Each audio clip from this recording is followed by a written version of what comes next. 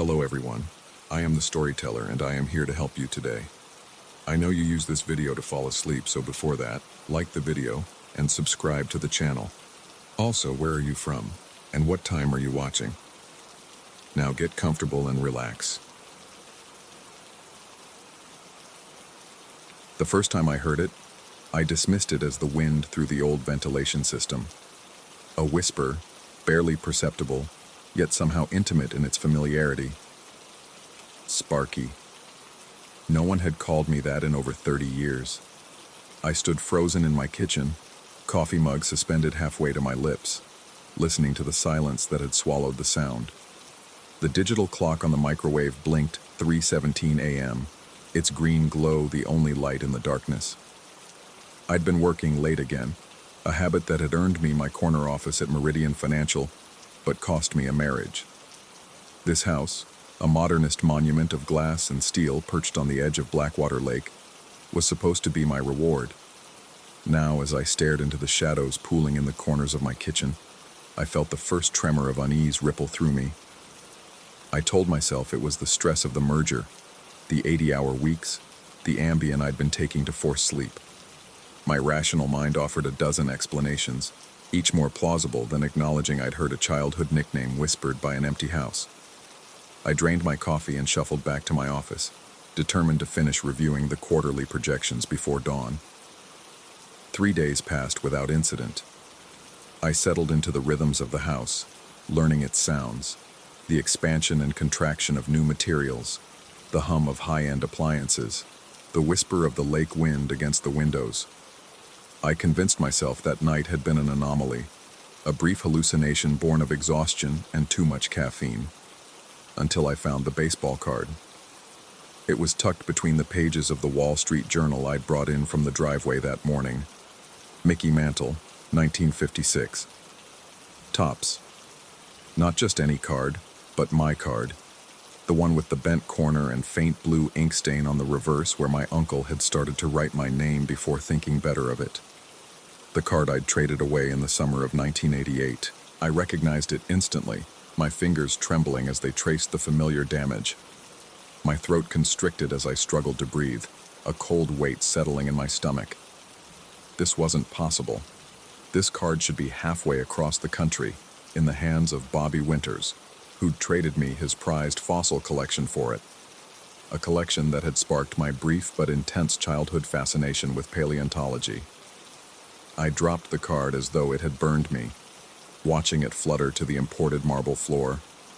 My heart hammered against my ribs, a rhythm of panic I hadn't felt since the '08 crash when I'd nearly lost everything.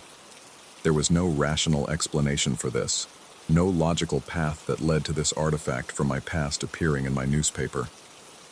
That night, I double-checked every lock, activated every section of the state-of-the-art security system that had been a non-negotiable feature of the purchase. I poured 3 fingers of Macallan 25, hoping it would dull the creeping dread that had settled over me. As I raised the glass to my lips, I caught movement in my peripheral vision, a shadow sliding across the wall where no shadow should be. I turned sharply, whiskey sloshing over my hand, but there was nothing there, just the pristine white wall of my minimalist living room, decorated with a single abstract canvas that had cost more than my first car. "Losing your mind, old man," I muttered to myself, the sound of my own voice providing momentary comfort in the oppressive silence. But as the words left my lips, another voice answered, distant yet crystal clear. "Sparky, remember the oath." The whiskey glass shattered on the floor, my hands suddenly numb and unresponsive. The voice had come from everywhere and nowhere, seeping through the walls like toxic gas. I backed away, my heel crunching on broken crystal, until my spine pressed against the cold glass of the floor-to-ceiling windows. Outside, Blackwater Lake was a sheet of obsidian, reflecting a waning moon. I felt exposed, watched from both within and without, my breath fogging the glass behind me as my lungs worked overtime. "Who's there?" I demanded, my voice an octave higher than normal, stripped of the authority I'd cultivated over decades of boardroom battles. No answer came, but the temperature plummeted, my exhaled breath now clearly visible in the moonlight. The sophisticated climate control system showed 72 degrees on the wall panel, but my skin prickled with goose flesh, a deep chill settling into my marrow. I spent that night with every light ablaze, sitting rigid in a leather armchair, a golf club clutched in white-knuckled hands. By morning, I'd convinced myself it was an elaborate prank, perhaps orchestrated by rivals at the firm, or disgruntled employees affected by the latest round of strategic workforce reductions I'd overseen. I called a security company and scheduled a full sweep for surveillance devices. They found nothing. The next day brought the photograph, curled and yellowed with age, tucked into my briefcase between financial reports. Me at 13, standing before a crude structure of sticks and stones in the woods behind my childhood home. My hands were bloody in the image, though I couldn't recall why. I was smiling, but there was something wrong with my eyes. They reflected the camera flash like those of a nocturnal animal. Behind me, partially obscured by shadow, was something I couldn't quite make out. A shape, tall and impossibly thin, with elongated fingers resting on my shoulder. A shape I'd convinced myself I'd invented. My head throbbed as suppressed memories threatened to surface. The woods, the abandoned well, the voice from the darkness that had offered to make me special, make me successful, if only I would promise something in return. A promise made with childish solemnity, sealed with blood from a palm sliced with a rusty pocket knife. A promise I'd buried so deeply in my psyche that it had become just another childhood fantasy, indistinguishable from imaginary friends and backyard adventures. I burned the photograph in my kitchen sink, watching the flames consume the image, expecting to feel relief. Instead, the smoke seemed to coalesce, hanging in the air longer than it should have, forming shapes that my mind struggled to interpret. When I finally waved it away, opening windows despite the autumn chill, I noticed my reflection in the window glass, gaunt, haggard, eyes sunken with exhaustion and fear. Behind my reflection, for just an instant, I saw another face, ancient and hungry. I didn't go to work the next day, or the day after. I stopped answering calls. The house began to feel like a living thing, breathing around me, watching me with unseen eyes. The walls seemed to pulse with a subtle rhythm, like a massive heart beating just out of sync with my own. I found more artifacts scattered throughout the house. A pocket knife with my initials carved clumsily into the handle, a torn page from a book of folklore I'd checked out repeatedly from the library, a smooth river stone I'd once believed was magical because of its perfect oval shape and the strange symbols that seemed to appear on its surface when wet. The whispers multiplied, no longer just my childhood nickname, but a chorus of voices speaking words I could almost but not quite understand. They emanated from heating vents, from drain pipes, from the spaces between floorboards. The voices were insistent, urgent, their unintelligible demands creating a constant background noise that made concentration impossible. Only 2 words came through with clarity, repeated with increasing frequency. Blood oath. I tried to leave once. Packed a bag, stumbled to my Tesla parked in the garage. The engine wouldn't start. Neither would my phone. The landline was dead. I considered walking out, hiking to the main road 3 miles away. But when I opened the front door, I found only a solid wall of impenetrable darkness. Not night, not fog, but an absolute void that roiled and shifted like something alive. I slammed the door, sliding down against it until I sat on the floor, head in my hands. Terror, a metallic taste on my tongue. The dreams began that night.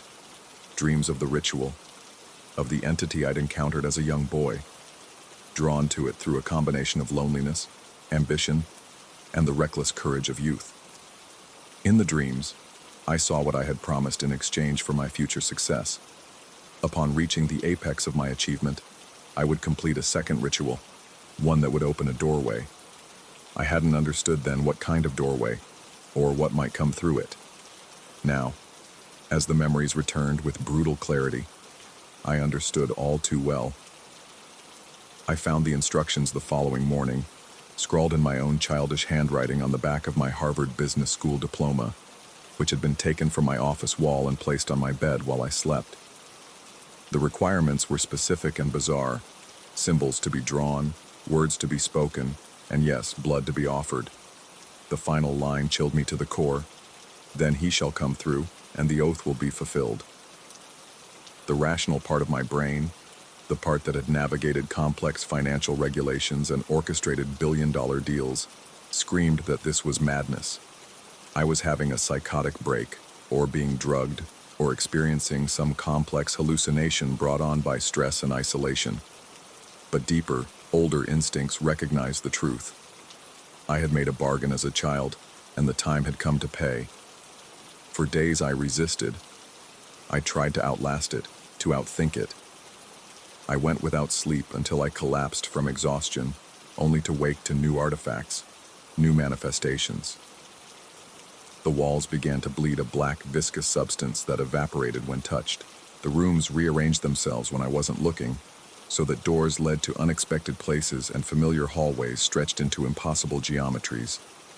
Time itself became unreliable. My watch might show hours passing in minutes, or minutes stretching into days. The boundaries between this world and somewhere else were growing thin. It was the mirror that broke me. Not its shattering, but what I saw in it on the 7th day of my ordeal.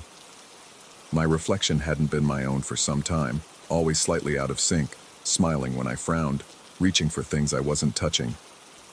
But that morning, it showed me two futures with perfect clarity. One where I completed the ritual, and one where I continued to resist. Both were horrifying in their own ways, but only one left anything recognizable of the world I knew. I understood then that this was not about me.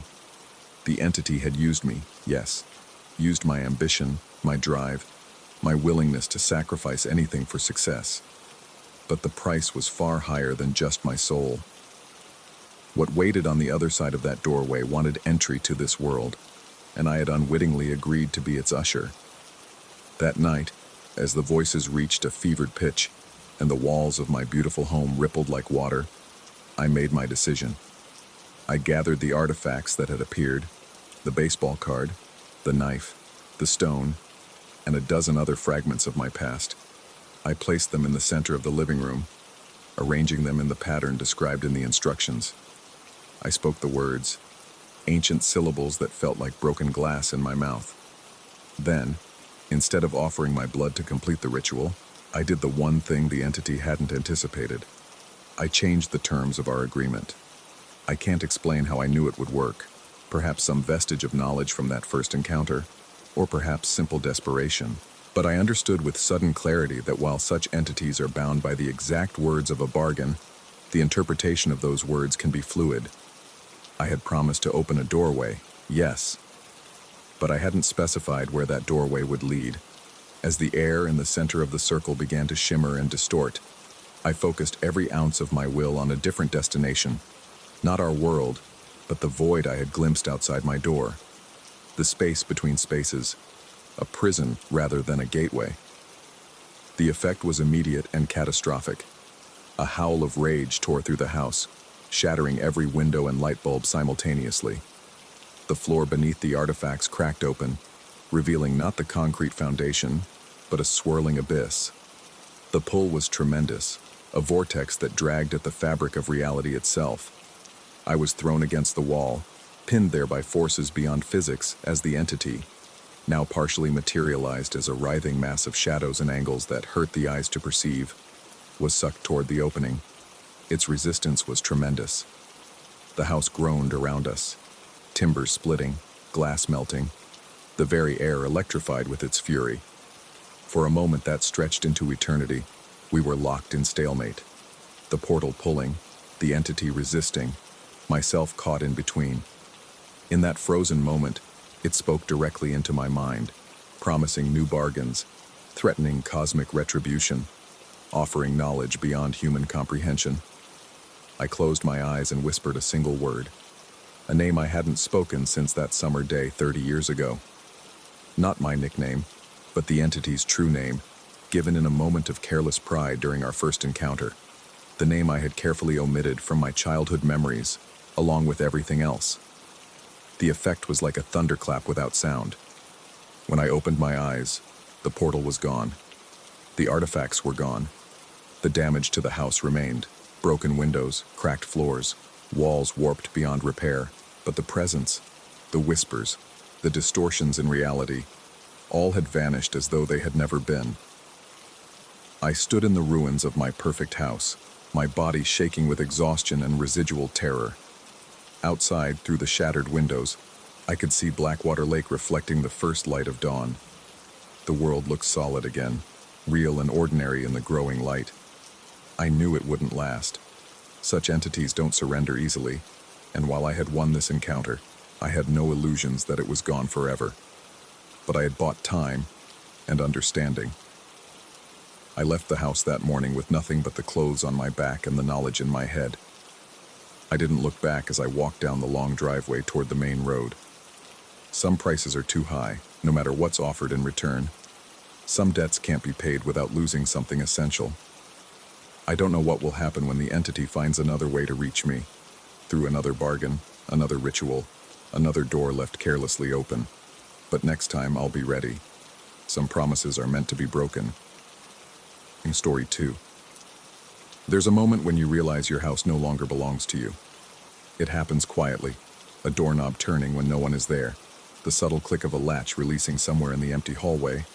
That's how it began for me. Small disturbances at the periphery of awareness, too easily dismissed as settling foundations or old pipes expanding. But houses don't reach for you. Houses don't breathe. And houses certainly don't hunger. At least that's what I believed before I broke through the walls. I've lived in this Victorian for 15 years. My sanctuary, my refuge from the world. 3 bedrooms, 2 bathrooms, a study where I spent most evenings, all arranged in a logical floor plan I could navigate blindfolded. Each creaking floorboard was familiar, each drafty corner known, or so I thought.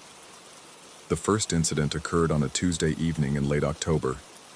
I was alone in my study, the radiator clanking as it fought against the autumn chill. The noise drew my attention to the hallway, where I glimpsed the brass doorknob of my bedroom slowly rotating clockwise. My breath caught in my throat.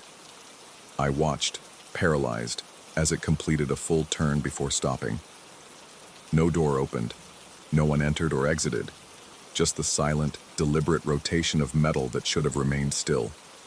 I convinced myself it was a trick of the light, or perhaps a mechanical anomaly caused by temperature changes. The house was old, after all. But the next night it happened again. Then again. Each time, different doorknobs throughout the house. Sometimes turning completely, sometimes just jiggling slightly, as if someone on the other side was testing whether the door was locked. My logical mind grasped for explanations, even as my skin prickled with goosebumps every time I passed a door. I began avoiding looking at doorknobs altogether, averting my eyes when moving from room to room. The contractor I hired to check the house found nothing unusual. He suggested maybe the old hardware was just loose, and the slight tilt of the floors, common in aging houses, might be causing the mechanisms to turn. So I decided to renovate, starting with the upstairs bathroom, which had always been too small and outdated anyway. The contractor removed the old fixtures, tore down the moldy drywall, and exposed the framework. That's when I first noticed something odd about the dimensions. The bathroom was narrower inside than it should have been, given the exterior measurements of the house. The contractor shrugged it off as typical for old construction. Nothing was ever square or properly measured, but I couldn't shake the feeling that there was space unaccounted for, space hiding behind the walls. The renovation was completed in 2 weeks. New tiles, new fixtures, fresh paint. I should have felt satisfied. Instead, a new unease settled over me. The bathroom felt wrong somehow, not just unfamiliar, but fundamentally incorrect, as if it had been assembled slightly out of alignment with reality. That night, I woke to the sound of rushing water. Stumbling to the bathroom in the dark, I found the faucet running at full blast, the water nearly overflowing from the sink. I hadn't used the sink before going to bed. I was certain of it. My hands trembled as I turned off the water, and when I looked up into the mirror, my reflection seemed delayed by a fraction of a second, as if struggling to catch up with my movements. I backed out of the bathroom, my heart hammering against my ribs. As I turned to head back to bed, I noticed the bathroom door hadn't been fully closed. It swung open wider, revealing not the hallway I expected, but a corridor I had never seen before, dimly lit by what appeared to be gas lamps along the walls. My throat constricted. Sweat beaded across my forehead as I stared into this impossible space.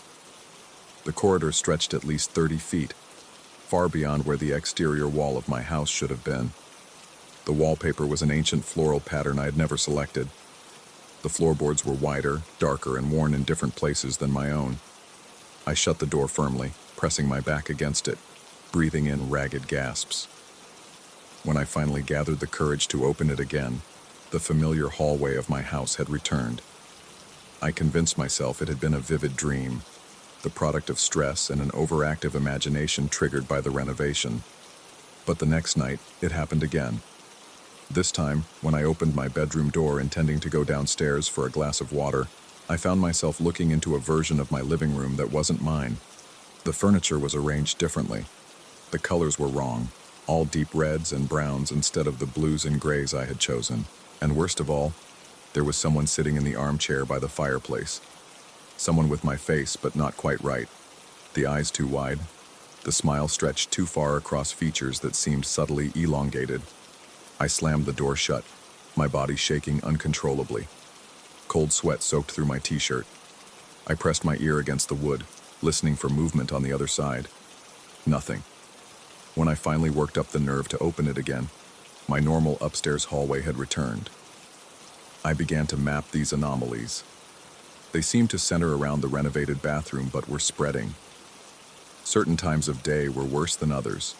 The hour just before dawn, and again at dusk, when the light was uncertain. Sometimes doors would open to where they should, and sometimes to elsewhere.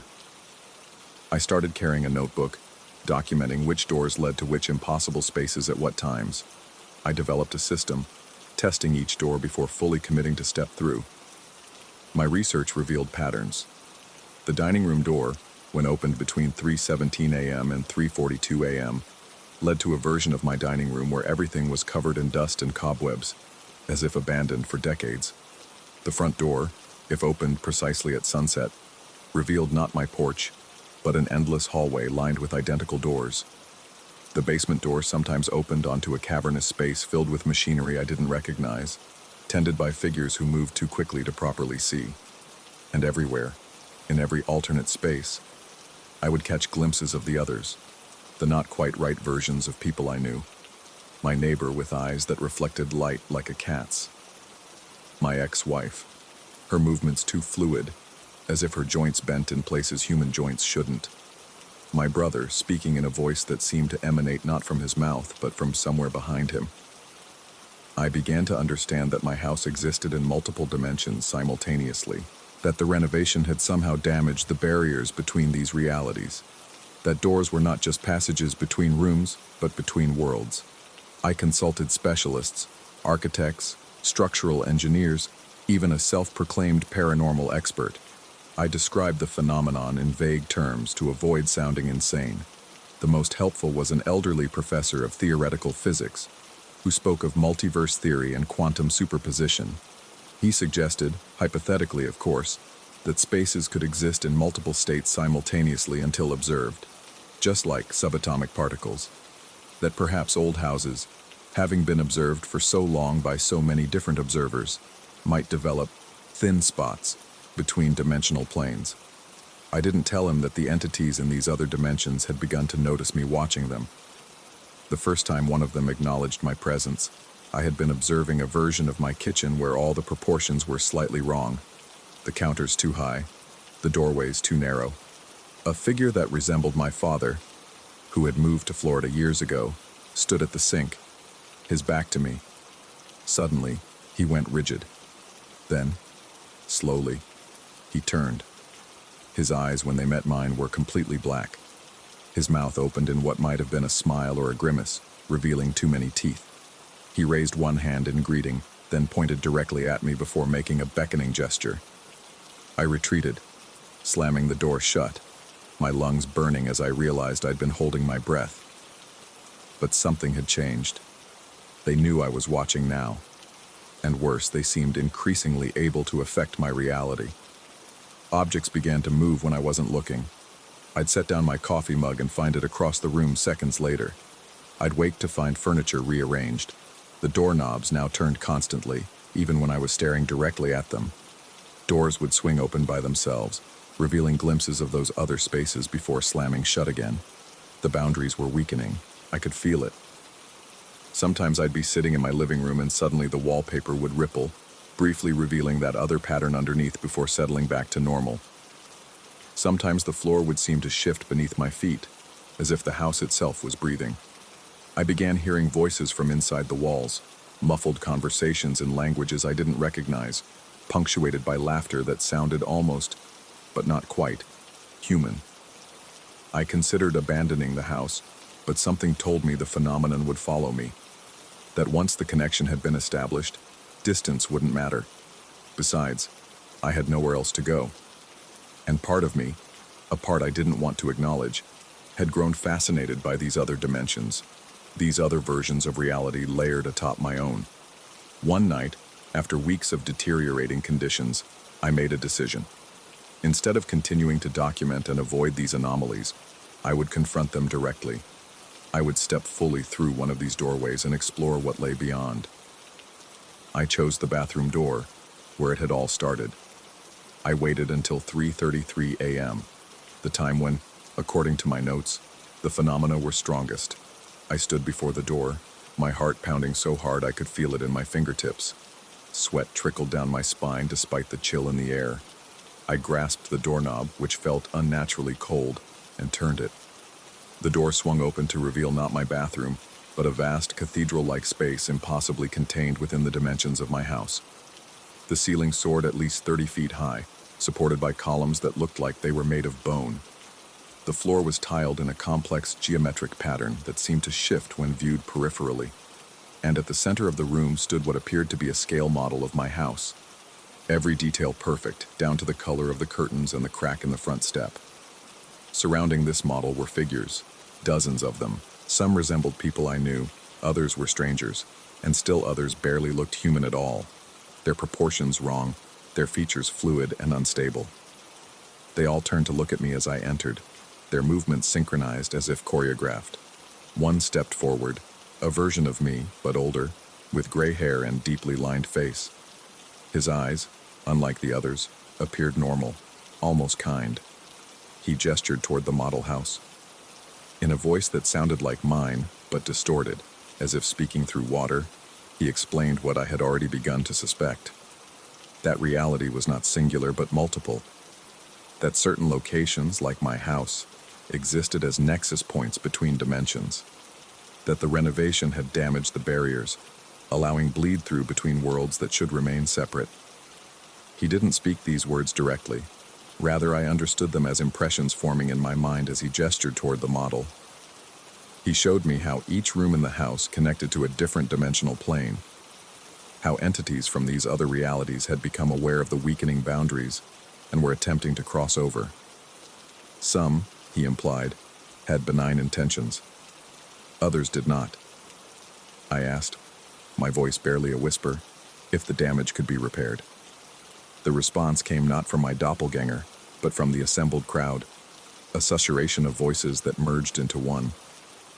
They explained that the barriers could be reinforced, but it would require understanding and acceptance of these other realities. That by acknowledging their existence, by learning to navigate between them consciously, rather than accidentally, I could help restore the natural separation. The alternative, they warned, was complete collapse. The merging of all possible versions of my house, and perhaps beyond. Reality itself unraveling from this central point of weakness. I returned to my dimension with new purpose. Over the subsequent weeks, I learned to control the passages, to open doors intentionally to specific realities, and to close them properly afterward. I reinforced the boundaries through rituals the others had taught me, burning specific herbs, marking symbols at thresholds, speaking words that didn't sound like they should be able to form in a human mouth. Gradually, the unintended manifestations subsided. Doorknobs stopped turning on their own. Rooms stopped shifting when I wasn't looking. The voices in the walls grew quieter, then silent. But I know they're still there. All those other versions of my house, my life, myself, existing simultaneously, separated by barriers thin as paper. Sometimes, late at night, I still feel the gentle pressure of those other realities pressing against mine, like fingers testing the strength of a membrane. I've made peace with it. This house that exists in multiple dimensions simultaneously. This home that is also a crossroads. I maintain the boundaries diligently, performing the necessary rituals at the prescribed times.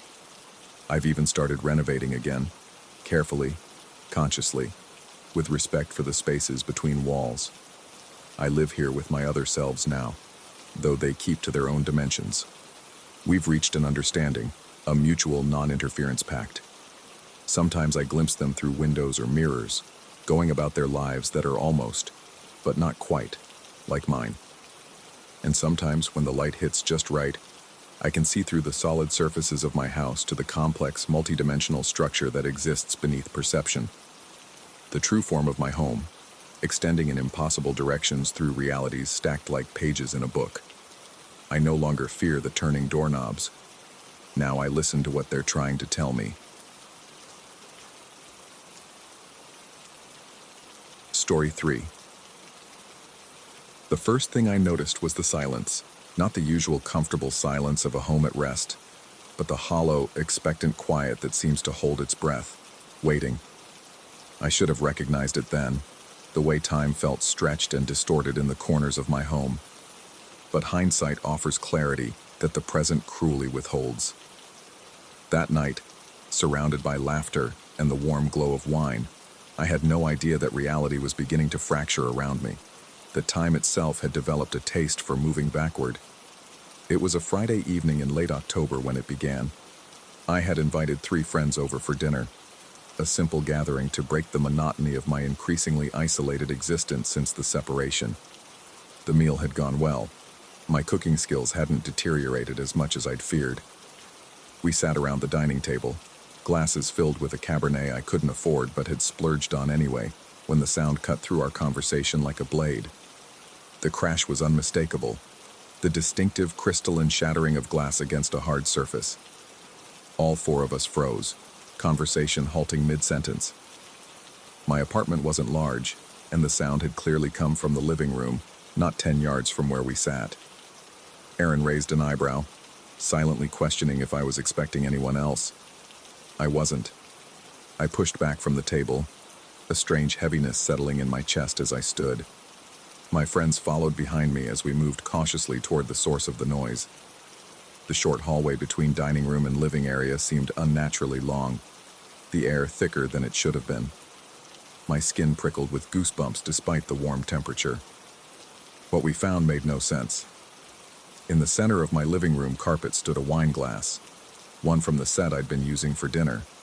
It stood perfectly upright on the beige carpet, completely intact, not a crack or chip visible. A perfect pristine glass where there should have been shards. None of us spoke for several seconds. I circled the glass cautiously, examining it from all angles. No liquid inside or around it, no signs of disturbance. Just a wine glass, standing impossibly on soft carpet, precisely where we had all heard something shatter. Sarah was the first to speak, suggesting a neighbor might have broken something. I knew immediately she was wrong. The sound had been too close, too present. But I nodded anyway, desperate for a rational explanation. We returned to dinner, but the conversation had shifted, become stilted and artificial. The incident hung between us like an uninvited guest. Within an hour, they had all made excuses to leave. Alone in my apartment, I returned to the living room and stared at the glass, still standing where we'd found it. I reached out, half expecting my hand to pass through it like a hologram, but my fingers met solid crystal. When I picked it up, it was ice cold to the touch despite the warm room. I nearly dropped it when I saw what was underneath, a small puddle of red wine, seemingly pressed upward into the bottom of the glass rather than spilled beneath it. An impossibility, a violation of physics. That night, lying in bed, I could hear my own heart beating, each thud painfully distinct in the quietness of my bedroom. Sleep evaded me as my mind replayed the incident, seeking explanations where none existed. Around 3 in the morning, I heard it again, the sound of breaking glass, this time from the kitchen. My body tensed, muscles coiling tight as I sat upright. Sweat had already formed on my forehead and upper lip, my breathing shallow and rapid. The darkness of my bedroom suddenly seemed malevolent, hiding things just beyond my perception. I fumbled for the lamp, nearly knocking it over before flooding the room with harsh yellow light. The journey to the kitchen was an exercise in controlled terror. Each step on the hardwood floor seemed to echo unnaturally, as if the sound were traveling backward to meet my foot rather than radiating outward. When I flipped on the kitchen light, I found my favorite coffee mug, the one I had accidentally knocked from the counter and shattered that morning, sitting perfectly intact beside the sink. I approached it slowly, my legs trembling so badly I had to steady myself against the counter. The mug was immaculate, without a single crack. More disturbing were the coffee stains around and inside it. They seemed to be moving, ever so slightly, flowing upward against the ceramic, rather than downward with gravity. When I touched the handle, images flashed through my mind. My own hand knocking the mug off the counter but backward, the shards flying up from the floor and reassembling in my grasp. I recoiled, a strangled gasp escaping my lips. My pulse hammered in my ears as I backed away from the counter. This wasn't possible. None of this was possible. The following days brought escalating incidents. The bathroom mirror, which had been cracked for months after I'd slammed a cabinet door too hard, was suddenly flawless when I went to brush my teeth. As I stood before it, toothbrush frozen halfway to my mouth, I watched in horror as a spiderweb of cracks appeared and then disappeared in the glass, over and over, like a video playing in reverse and then forward again. My reflection remained static while the mirror itself seemed caught in a temporal loop. My hands shook so violently I couldn't hold the toothbrush. I splashed cold water on my face, trying to shock myself back to rationality. But when I looked up, the mirror showed not my face, but the bathroom from 3 months earlier. Different towels, different soap dispenser, even the paint a shade darker from before I'd redone it. For an instant, I saw movement behind me, a blur of familiar features, before the mirror snapped back to normal. By the end of the week, I had mapped out the affected areas of my apartment. The northwest corner of the living room, most of the kitchen, parts of the bathroom. These were places where time had become untethered, moving forward and backward like a tide. I avoided them when possible, but my apartment wasn't large enough to stay completely clear. Sleep became a luxury I couldn't afford. Each time I drifted off, I would wake to find objects rearranged, not by someone breaking in, but by time itself, restoring things to where they had been days or weeks or months before. My throat was perpetually dry, my eyes burning from exhaustion. I began documenting everything, taking photos with my phone, trying to establish some objective record of what was happening. Most of the pictures came out blurred or distorted, but some captured the impossible. A broken plate reforming in midair, the pieces hovering above the floor, a tear in the sofa cushion sealing itself as I watched. What terrified me most were the glimpses, fragmentary visions of past events that played out around the restored objects. Standing in the kitchen, I would suddenly see translucent figures moving about. Myself, friends, occasionally my ex. These apparitions never acknowledged my presence. They were recordings, echoes of time, doubling back on itself. I hadn't told anyone what was happening. How could I? The words themselves seemed to disintegrate before I could form them. My friends texted, asking why I'd gone silent, but I couldn't bring myself to respond. What would I say? That time was unraveling in my apartment? That I was witnessing the past bleed into the present through broken things made whole again? 10 days after the initial incident, I realized the phenomenon was accelerating. The temporal anomalies were growing more frequent, more intense, and affecting larger areas of my apartment. The visions lasted longer, showed events from further back. Worse, I began to notice a pattern. The loops were contracting, showing the same events repeatedly but with less time between them. My past was folding in on itself, compressing like a accordion being squeezed by invisible hands. On the 12th day, I was in the bathroom when it happened. The most vivid episode yet. The mirror clouded over, not with steam, but with a milky opaqueness that seemed to swirl and pulse. My reflection disappeared, replaced by a clear view of the bathroom as it had been nearly a year ago. I could see myself standing at the sink, eyes red and swollen, a razor in hand as I contemplated shaving off the beard I'd grown during the darkest days after the separation. But this time, unlike the previous visions, the past version of me paused. His head tilted slightly, as if listening. Then slowly, deliberately, he turned toward me, toward the present, his eyes focusing on the exact spot where I stood watching. A jolt of pure terror surged through me. My heart slammed against my ribs as if trying to escape my chest. Past me opened his mouth to speak, and though no sound came through, I could read the words on his lips. "It's contracting." I fled the bathroom, a scream lodged in my throat. My entire body shook, cold sweat plastering my shirt to my back. The implication was clear and horrifying. Whatever was happening wasn't just affecting objects. It was affecting me. The loop was becoming aware of itself. Past and present were beginning to communicate. That night, I packed a bag. I needed to get out, to see if the phenomenon was tied to the apartment or to me. As I threw clothes haphazardly into a duffel, my hands trembling so badly I could barely zip it closed, the lights flickered.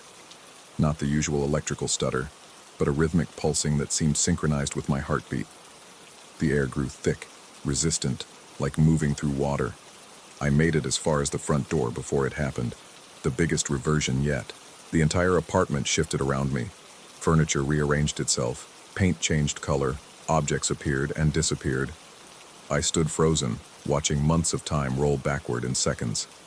When it stopped, the apartment looked exactly as it had the day I moved in after the separation. Empty except for the few boxes I'd brought with me. But I wasn't alone. There, in the center of the living room, stood another version of myself. Not a vision or apparition this time, but solid, real. I looked exhausted, eyes sunken, face gaunt. He wore the same clothes I had on, held the same duffel bag in his right hand. When our eyes met, I saw my own terror reflected back at me. Neither of us spoke. We didn't need to. I understood with sudden, crystalline clarity what was happening. Time wasn't just moving backward in isolated pockets. It was folding, collapsing. The loop I had feared wasn't a cycle, but a spiral, tightening with each iteration, bringing temporal versions of myself closer together with each contraction. The other me raised his hand slowly, reaching out. I mirrored the gesture, driven by some instinct beyond conscious thought. As our fingers neared each other, the air between us seemed to vibrate, to ripple like the surface of disturbed water. A high-pitched whine filled my ears, growing louder as our hands drew closer. The moment our fingers touched, everything stopped. The sound cut off abruptly. The apartment froze in mid-transition between past and present. Even the dust motes hanging in the air remained suspended, motionless. Then, like a tape being rewound at high speed, I experienced everything again, every moment since that dinner party, but backward. The terror, the discoveries, the isolation. I felt myself being pulled through my own timeline, experiencing my memories in reverse. But not just my memories, his as well. I saw cycles I hadn't lived yet, iterations of the loop where I had made different choices, spoken to different people about what was happening, even tried to document it scientifically. When the backward rush finally stopped, I found myself seated at my dining room table, surrounded by my 3 friends. The conversation flowed around me, ordinary and mundane. Sarah was in mid-sentence describing a work conflict I'd already heard about. Aaron was refilling his wine glass. Everything was exactly as it had been that first night. A cold certainty settled in my stomach. I knew what would happen next. The crash from the living room, the intact wine glass, the beginning of the loop. But knowledge creates possibility. As my friends continued talking, unaware of what was about to occur, I made a decision. When the sound came, and it would come, I was certain I wouldn't investigate. I would break the pattern. The minutes stretched painfully as I waited, my nerves stretched to breaking point. My hands gripped the edge of the table, knuckles white with tension. My friends noticed my distraction, exchanging concerned glances, but continued their conversation. Then it happened, the distinct sound of glass shattering in the living room. Everyone froze, looking toward the hallway, then back at me. Aaron raised his eyebrow in that familiar, questioning look. They expected me to lead them to investigate. Instead, I forced a smile, my facial muscles stiff with fear. "It's nothing," I said, the words tasting foreign on my tongue. "Just the neighbors. Let's continue." Confusion flickered across their faces, but after a moment of uncertainty, the conversation resumed. I participated mechanically, my attention divided between the present moment and the hallway leading to the living room.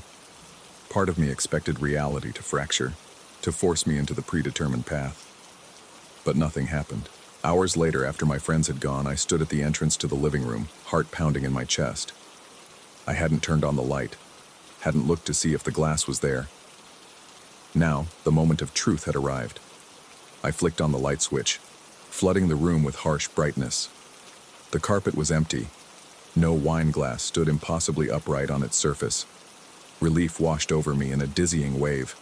I had broken the loop, changed the pattern, escaped. But as I turned to leave, something caught my eye. A small, dark stain on the beige carpet where the glass should have been. I knelt down, examining it closely. A perfect circle of red wine already drying at the edges. As I touched the stain with my fingertip, I felt it, cold, almost vibrating with potential energy. And in that moment, I knew with absolute certainty. The loop hadn't been broken, it had merely been reset. Time would try again, and again, until it got what it wanted. I'm still waiting to find out what that is. Story 4.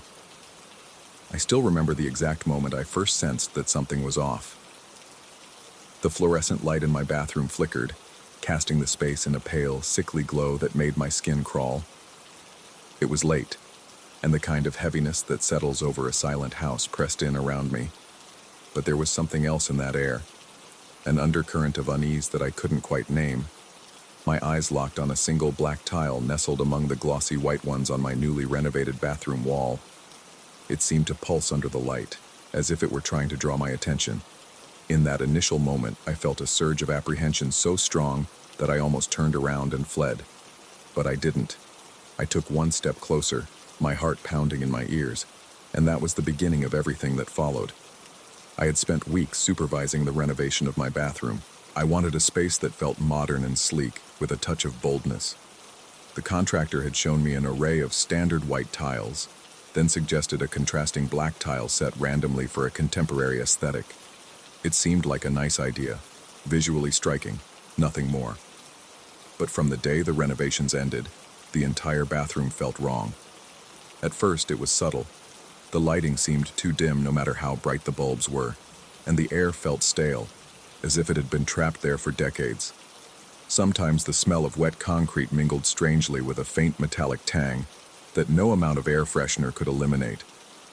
And always, there was that single black tile, perpetually drawing my attention, whether I wanted it or not. I started feeling compelled to look at it more closely each time I passed by the bathroom door. I'd peek in just to see it glinting dully in the gloom. It seemed to absorb the light around it, creating a small, distorted reflection of the bathroom and of me. Each day I found myself spending an extra second, then an extra minute, standing in front of it. The reflection in the tile never quite matched the rest of the room. The angles felt subtly skewed, like a fisheye lens capturing the shapes. My own face looked slightly stretched, eyes wide, features too elongated. It was disturbing, but also impossible to ignore. I remember leaning closer one afternoon, pressing my cheek near the chill porcelain of the neighboring white tiles, and letting my gaze fill with that single black square. In those seconds, I swear I saw a flicker of something else, somewhere else. It was almost like there was a horizon in that reflective surface, a shimmering line of light bending and twisting. My breath caught in my throat, and I jerked back, stumbling against the sink. A wave of intense discomfort washed over me, sending goosebumps along my arms and making my scalp tingle.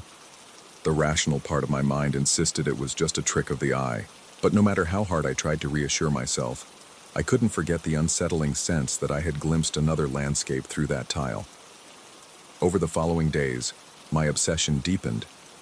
My nights became restless, filled with half-remembered dreams where I wandered across alien deserts under two suns. The sky tinged a dark, bruised purple. I found myself sweating through my sheets, my heart racing as I jolted awake, convinced that I was hearing whispers from the bathroom.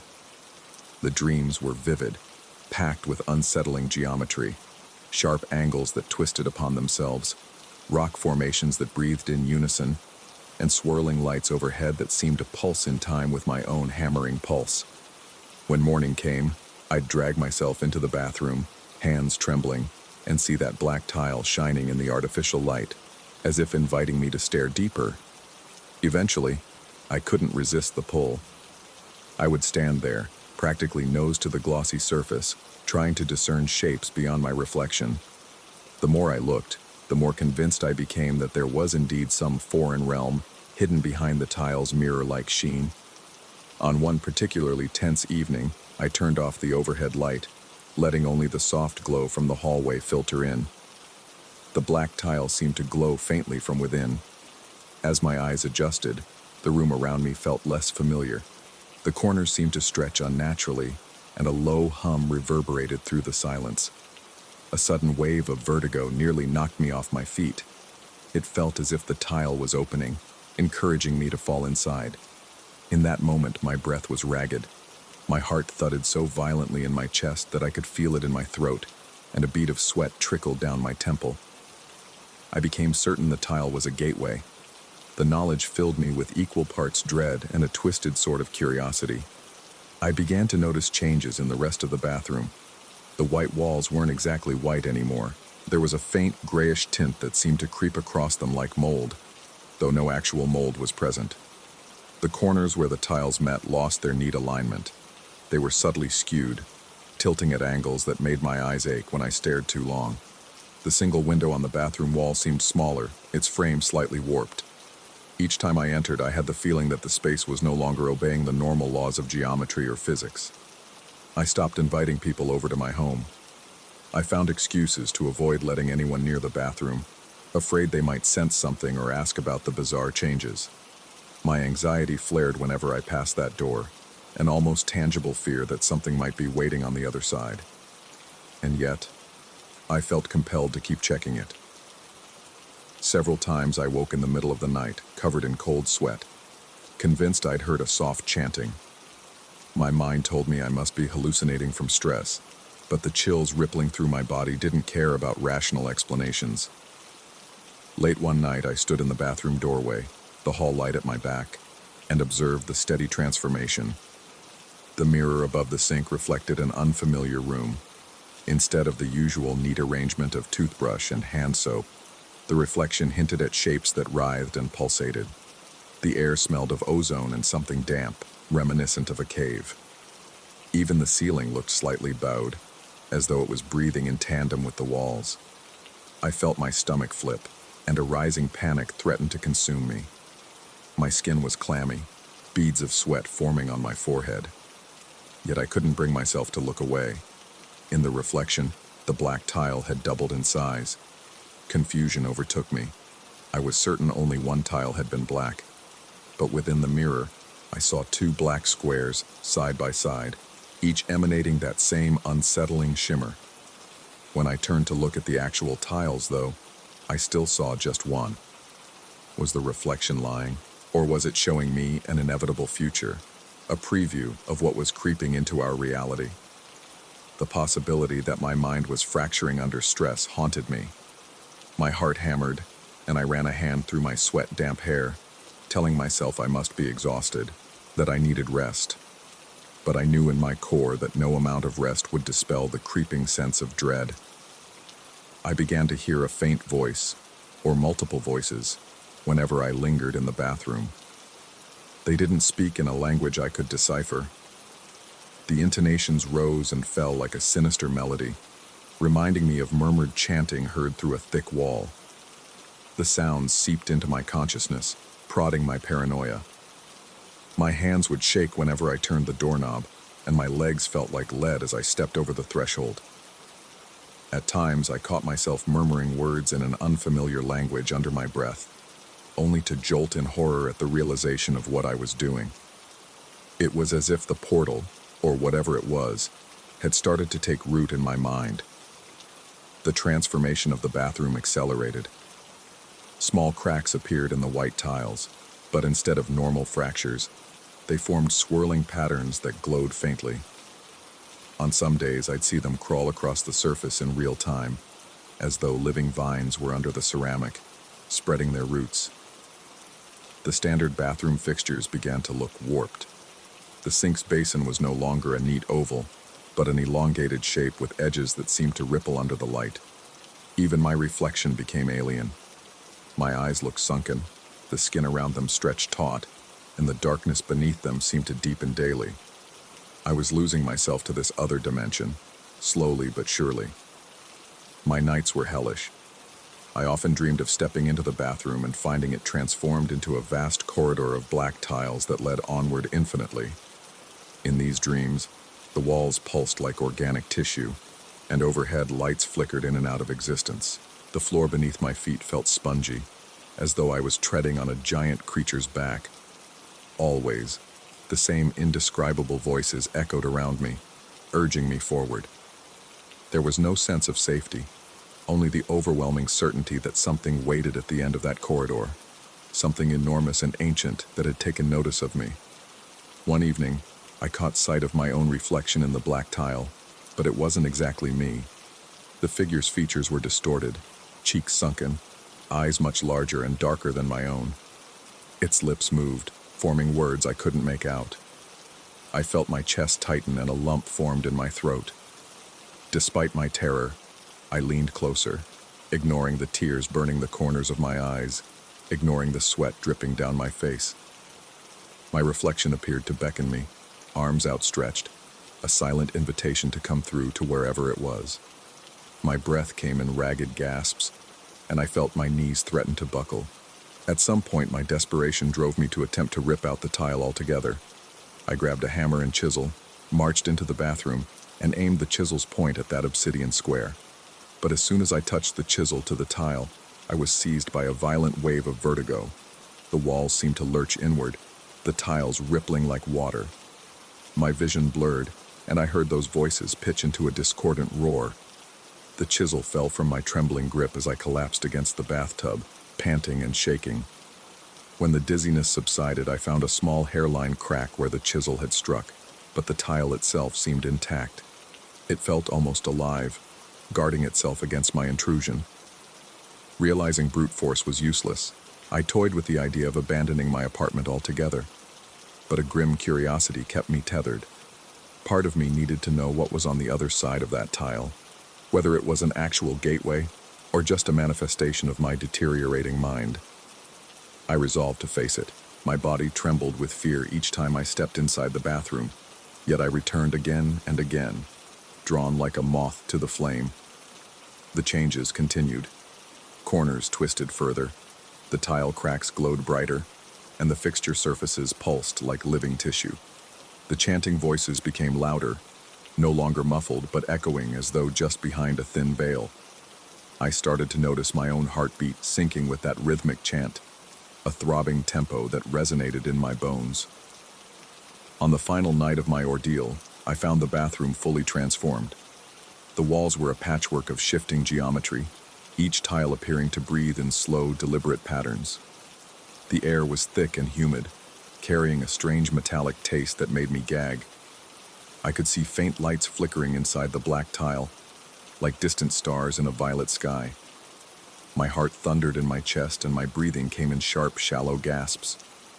My body tingled with an unsettling combination of fear and fascination. As I stepped forward, the tile's reflection in the mirror no longer hid the truth. There were now 3 black tiles, aligned like a doorframe. In the dim overhead light, they glistened with an otherworldly sheen. A sudden pressure wave coursed through the room, and the walls pulsed in unison as if they were exhaling. The voices swelled in volume, swirling around me from every direction. Then, almost like a gentle breeze, I felt something tug at my consciousness, a seductive call to enter. My entire body shuddered, drenched in cold sweat, heart pounding so hard I thought it might burst. It was then I realized that I stood on the threshold of an irrevocable decision. I could flee, never to return, or I could heed that haunting call and step through. My muscles tensed, resisting every urge to be drawn further. But part of me was desperate to look straight into that alien sky I'd glimpsed so many times in my fevered dreams. I lowered myself onto trembling knees, brought my face inches from the black tile, and whispered in a voice I barely recognized as my own. There was no direct reply, but I felt the intensifying hum behind the tile, a rising vibration that rattled my teeth. My reflection in the tile stared back, twisted by the swirling energies on the other side, beckoning me onward. Just as I thought I might give in, I remembered how it felt when I nearly destroyed the tile. The wave of vertigo, the raw panic, the sense that the portal itself was fighting back. It confirmed that whatever lay beyond wanted me, and not for any benevolent purpose. Summoning every ounce of resolve, I forced myself to stand. My knees almost gave out, but I managed to reel back, step by step, away from the tile's mesmerizing glow. I felt the air grow heavy with disappointment, as though the presence lurking just beyond the portal recognized my refusal. I staggered out of the bathroom, slammed the door, and fled my apartment that very night. I found refuge in a small motel a few miles away, heart still hammering, nerves frayed. In the silent darkness of that cramped room, every part of me quaked with lingering terror. I felt violated, as if something had wormed its way inside my mind. The hours stretched on, but I knew I couldn't return to that place if I wanted to remain sane. Yet the need for closure gnawed at me. In the morning, when the first rays of sunlight broke through the cheap blinds, I came to a bitter realization. The portal might remain, lingering in that lonely bathroom, growing stronger, or maybe it would wait for me or another unfortunate soul to come across it. But I couldn't destroy myself trying to stop it, not when it seemed to possess its own horrifying will. I left the apartment soon after, cutting my losses. I'd like to claim I found peace, that my nightmares ended, but every time I close my eyes, I still see that stretch of alien horizon shimmering in my mind, feel that unearthly call vibrating in my bones. At times, my chest tightens for no discernible reason, and I recall the suffocating atmosphere of that bathroom. My thirst for answers still nags at me, but I refuse to sacrifice the last shards of my sanity. Even now, I can't be sure if the portal truly bridged two realities, or if I stumbled across something far more insidious. Sometimes I'm convinced I only escaped physically, that part of me remains in that other dimension. The memory weighs on me like a sickness, leaving me haunted by the knowledge that no door truly stays shut once it's been opened. And I pray, in the silent spaces of my restless mind, that the nightmares remain just that, and not a prelude to something worse, lurking on the other side of the mirror, waiting to break through.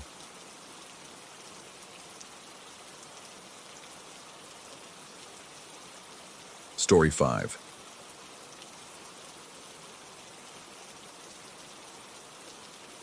The first time I noticed the shifting shadow, I was standing by my living room window, gazing out at the neon-lit skyline of the city.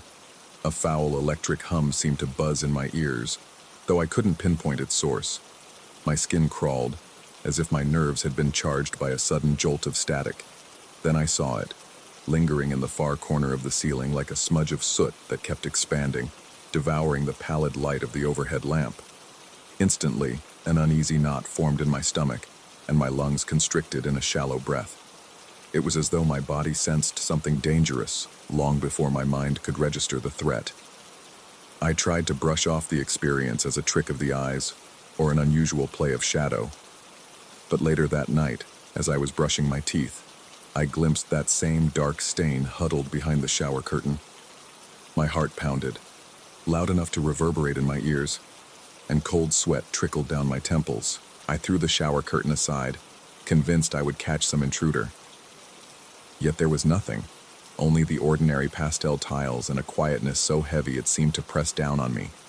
My rational mind insisted it was just paranoia, but the goosebumps on my arms refused to settle.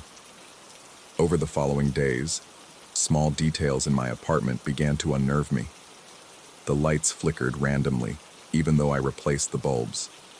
The corners of my rooms felt darker and more oppressive at night, as if the shadows themselves were thickening. I heard a dull scraping sound coming from the walls, like nails dragging along concrete. On 2 separate occasions, I'd wake in the early hours of the morning with a sense that someone had been standing at the foot of my bed. Each time I bolted upright, heart thundering, only to find emptiness and the echo of my own startled breathing. A neighbor mentioned in passing that people around the building had been feeling somewhat drained lately, complaining of fatigue and weird dreams. He sounded hesitant, as if he didn't want to admit it outright, but he alluded to the notion that something might be off in our old complex.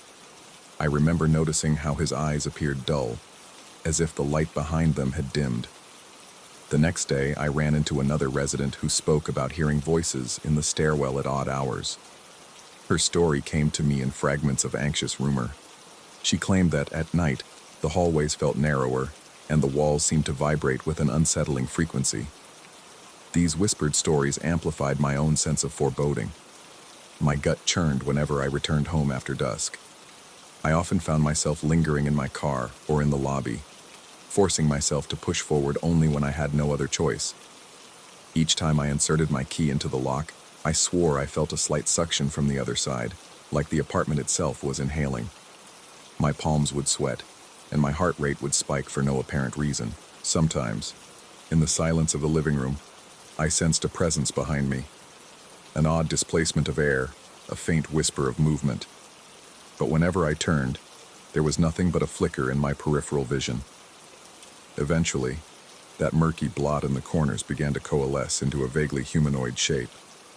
At first, it was just an outline that glimmered with dark tendrils, flickering in and out of sight like some half-real phantom. My breath would catch whenever I realized it was there, perched along the ceiling or crouched in a shadowy part of the room. I tried to deny its existence, telling myself it was my imagination. But the more I ignored it, the more tangible it became. Bit by bit, it grew limbs, several elongated arms and legs that appeared too long for any natural creature. The moment I recognized the formation of those limbs, my blood went ice cold, and an involuntary shudder ran through me, as if my body wanted to shut down rather than confront this impossible thing. I felt my strength waning at around the same time. Waking up in the morning became excruciatingly difficult. Each day, I dragged myself out of bed feeling as though I hadn't slept for months. My eyes stung, my limbs felt heavy, and my thoughts were sluggish. It was more than just exhaustion. There was a numbness beneath my skin. I caught myself forgetting simple things, like whether I had locked the door or taken out the trash. Sometimes I'd stand in the middle of a room with no recollection of what I had been about to do. It was as though chunks of my memory had been snatched away by an invisible hand. That's when I started suspecting that the shadow creature was feeding on me somehow, draining my energy, my memories, or perhaps my very sense of self. My reasoning sounded absurd even to me, but I couldn't ignore the pattern. Every time I sensed that black figure looming around, I'd feel an immediate wave of dizziness, followed by an almost electric weakness coursing through my body. My tongue would go dry, my muscles would tense up, and the hair on the back of my neck would stand erect, as though it were siphoning my vitality. And after each encounter, I felt a little less like myself. Desperate for answers, I began talking with other tenants more frequently. I rarely quoted their words directly, preferring the vague retellings of their experiences, partly because I didn't want to sound like I was accusing them of anything, and partly because it felt safer to keep these dark rumors indirect. Some hinted they had glimpsed a hazy silhouette crawling along their walls. Others admitted feeling as though something watched them from the ventilation system. One person described a bizarre moment when the walls in his hallway seemed to breathe, expanding and contracting in subtle pulses. He confided that he'd been plagued by spells of forgetfulness too, along with bouts of inexplicable anxiety. Through these scattered confessions, I pieced together a disturbing theory. Whatever this entity was, it existed in the spaces we rarely notice. The gaps between our apartments, the neglected corners behind walls, the crawl spaces above the ceiling. It was like a parasite weaving itself throughout the building, nibbling away at each resident's energy and sense of reality. And, alarmingly, I started noticing that some neighbors no longer looked or behaved like their usual selves. They wore the same faces and had the same voices, yet there was an eerie vacancy in their expressions. Their movements were a fraction slower, almost mechanical, as if they were incomplete imitations of human beings. One evening I was returning home and passed by the man from 2 doors down. He was standing in the corridor, body stiff as a mannequin, staring at a wall. His eyes seemed lost, his mouth slightly ajar. I called his name, but he didn't even flinch. Minutes later, he turned around slowly and offered a polite greeting, though his voice was flat. My heart pounded as I recognized something fundamentally wrong in his gaze. I quickly muttered a response and hurried into my apartment, chest constricting. The whole episode left me drenched in cold sweat. That same night, the black cloud in my living room grew larger. It unfurled itself until it stood about 8 feet tall, its multiple arms angled in unnatural curves. A shapeless head, darker than a starless sky, seemed to tilt and track my every movement. My legs trembled so violently I could barely remain upright. A ringing sensation drilled into my ears and I felt short of breath, as if the air had turned poisonous. In that moment, my fear erupted into something almost violent. My fight or flight response flared, and I tensed like a cornered animal. It didn't attack me physically. Instead, it leaned toward me in a slow, fluid motion, its limbs contorting with an elegance that was both mesmerizing and horrifying. I felt an overwhelming wave of fatigue wash over my body, and my vision blurred. I struggled to remain conscious, clenching my teeth so hard my jaw ached. The next thing I remember, I was sprawled on my living room floor, gasping for air, unsure how much time had passed. My limbs tingled as though thousands of pins and needles jabbed at my flesh. The days that followed were a haze. My short-term memory was riddled with holes. I would find half-eaten meals left on the kitchen counter and discover that I had missed phone calls from coworkers without recalling hearing the phone ring. At one point, I tried recounting my experiences to a friend on the phone, but my words seemed to vanish mid-sentence. I could feel the presence of that thing looming in the periphery of my consciousness, stretching its tendrils deeper into my life. I sought refuge in the basement parking lot, hoping that being away from the apartment walls might offer me some respite. But even there, the overhead lights flickered incessantly, and I heard muffled scraping sounds echo through the cement pillars. Fear twisted my stomach, and my breathing became ragged. It felt like the entire building was steeped in this malignant force, a living organism that pulsed with hidden malevolence. I tried knocking on the door of another neighbor's apartment, intending to share my suspicions. But when he opened the door, his pupils were so dilated that his eyes looked nearly black. He asked if I was feeling well, voice disturbingly calm, and suggested that I should stay in my own unit until I felt more like myself. That was the moment I realized I might be the only one left who hadn't been fully consumed or replaced. I retreated to my apartment, slammed the door behind me, and pressed my forehead against it, heart pounding like a jackhammer in my chest. My thoughts raced, and every nerve in my body screamed for me to run, to flee the building entirely. But something told me if I left, I might never be free of it. It had my scent, my essence. It was connected to everyone here, using them as conduits to track me and feed on me no matter where I went. Night fell, and the storm outside battered my windows with relentless wind and rain. The lights in my apartment flickered until they finally died, plunging the rooms into murky darkness.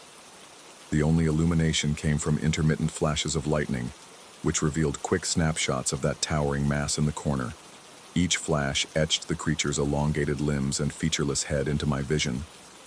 My skin prickled with dread, and I felt a rolling wave of nausea.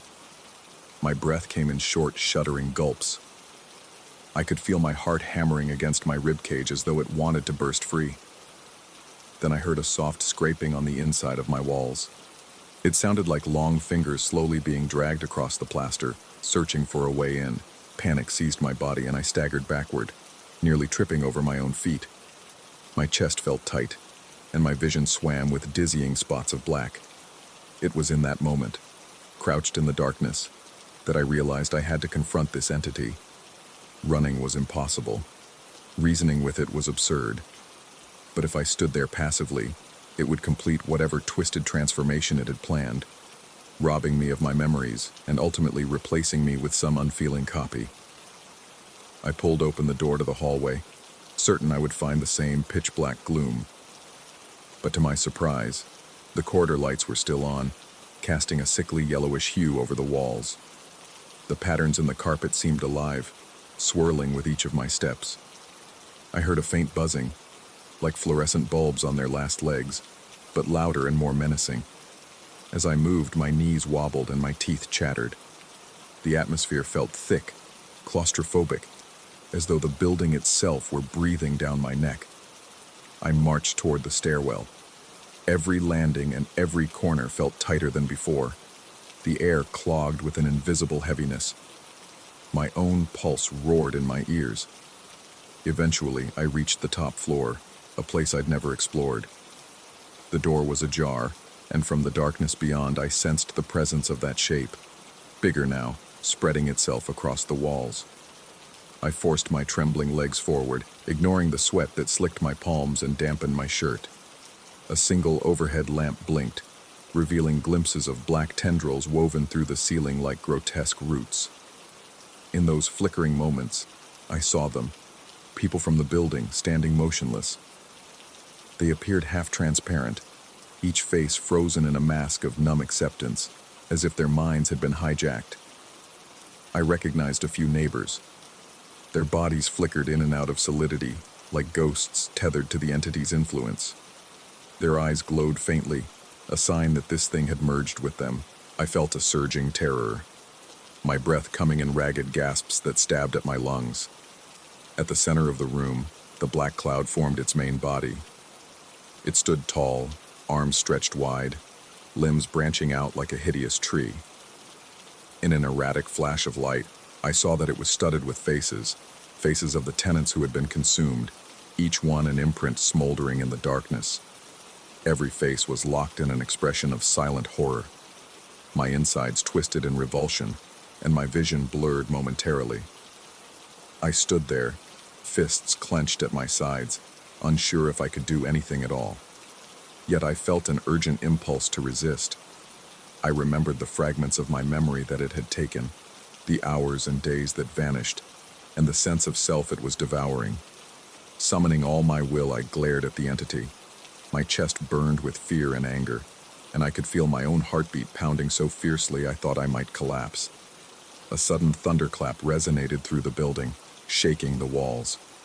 For a second, the lights surged back to full brightness. That flicker of energy seemed to startle the creature, and I saw it recoil, limbs spasming in confusion. Sensing a tiny window of opportunity, I rushed for the stairs. The entity's arms flailed, and the watchers in the corner moved in unison, their heads snapping to face me. My breathing turned frantic, each exhale searing my throat. But somehow, I tore past them, nearly stumbling over my own feet. My heart slammed into my ribcage so hard I could feel it pulsating in my neck. I fled down the stairwell, certain that darkness and those impossibly long arms were mere steps behind me. My muscles felt like they were on fire, and the building's walls seemed to ripple with each footfall. Reaching my floor, I refused to stop at my apartment. Instead, I sprinted straight to the lobby. The old security desk was abandoned, the night guard's radio left spitting static into the musty air. I forced the glass doors open and burst out into the rain-soaked street. The sudden chill of the night struck me like a slap, and my lungs greedily drank in the cold air. Despite the suffocating sense of being watched, I didn't look back until I was halfway down the block. In the faint glow of a distant street lamp, I saw the faint silhouette in one of the top-floor windows. It seemed to press against the glass, limbs contorting, as if longing to break free into the world beyond. The building itself glowed with a sickly pallor, and though I shuddered under the wet onslaught of rain, I felt a small triumph in my core. I had escaped, for now. Yet even as I backed away, I couldn't ignore the persistent tug on my consciousness. Part of me sensed that the thing would never truly release me. It had fed on my essence, stolen fragments of my memory, and bound me to its grotesque hive. My heart hammered in grim acknowledgement that no matter how far I ran, it could still reach out from that labyrinth of walls and vacant apartments. That realization lingers with me. Sometimes, on dark nights, I wake to a shapeless presence in my peripheral vision. My heart stutters, and I feel a damp chill spreading over my skin.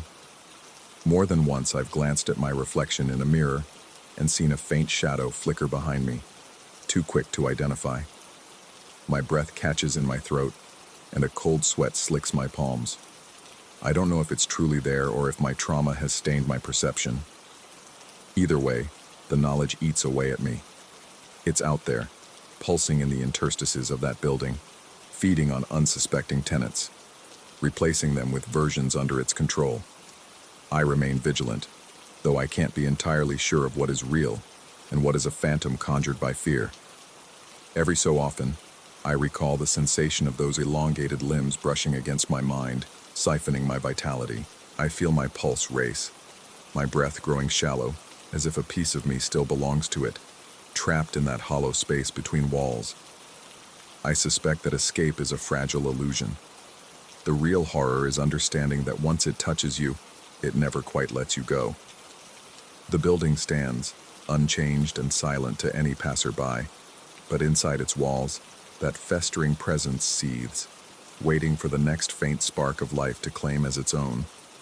And for those of us who have seen it, that awareness is a forever burden, an unending question of whether we're truly free or if we've already been replaced by hollow reflections of ourselves.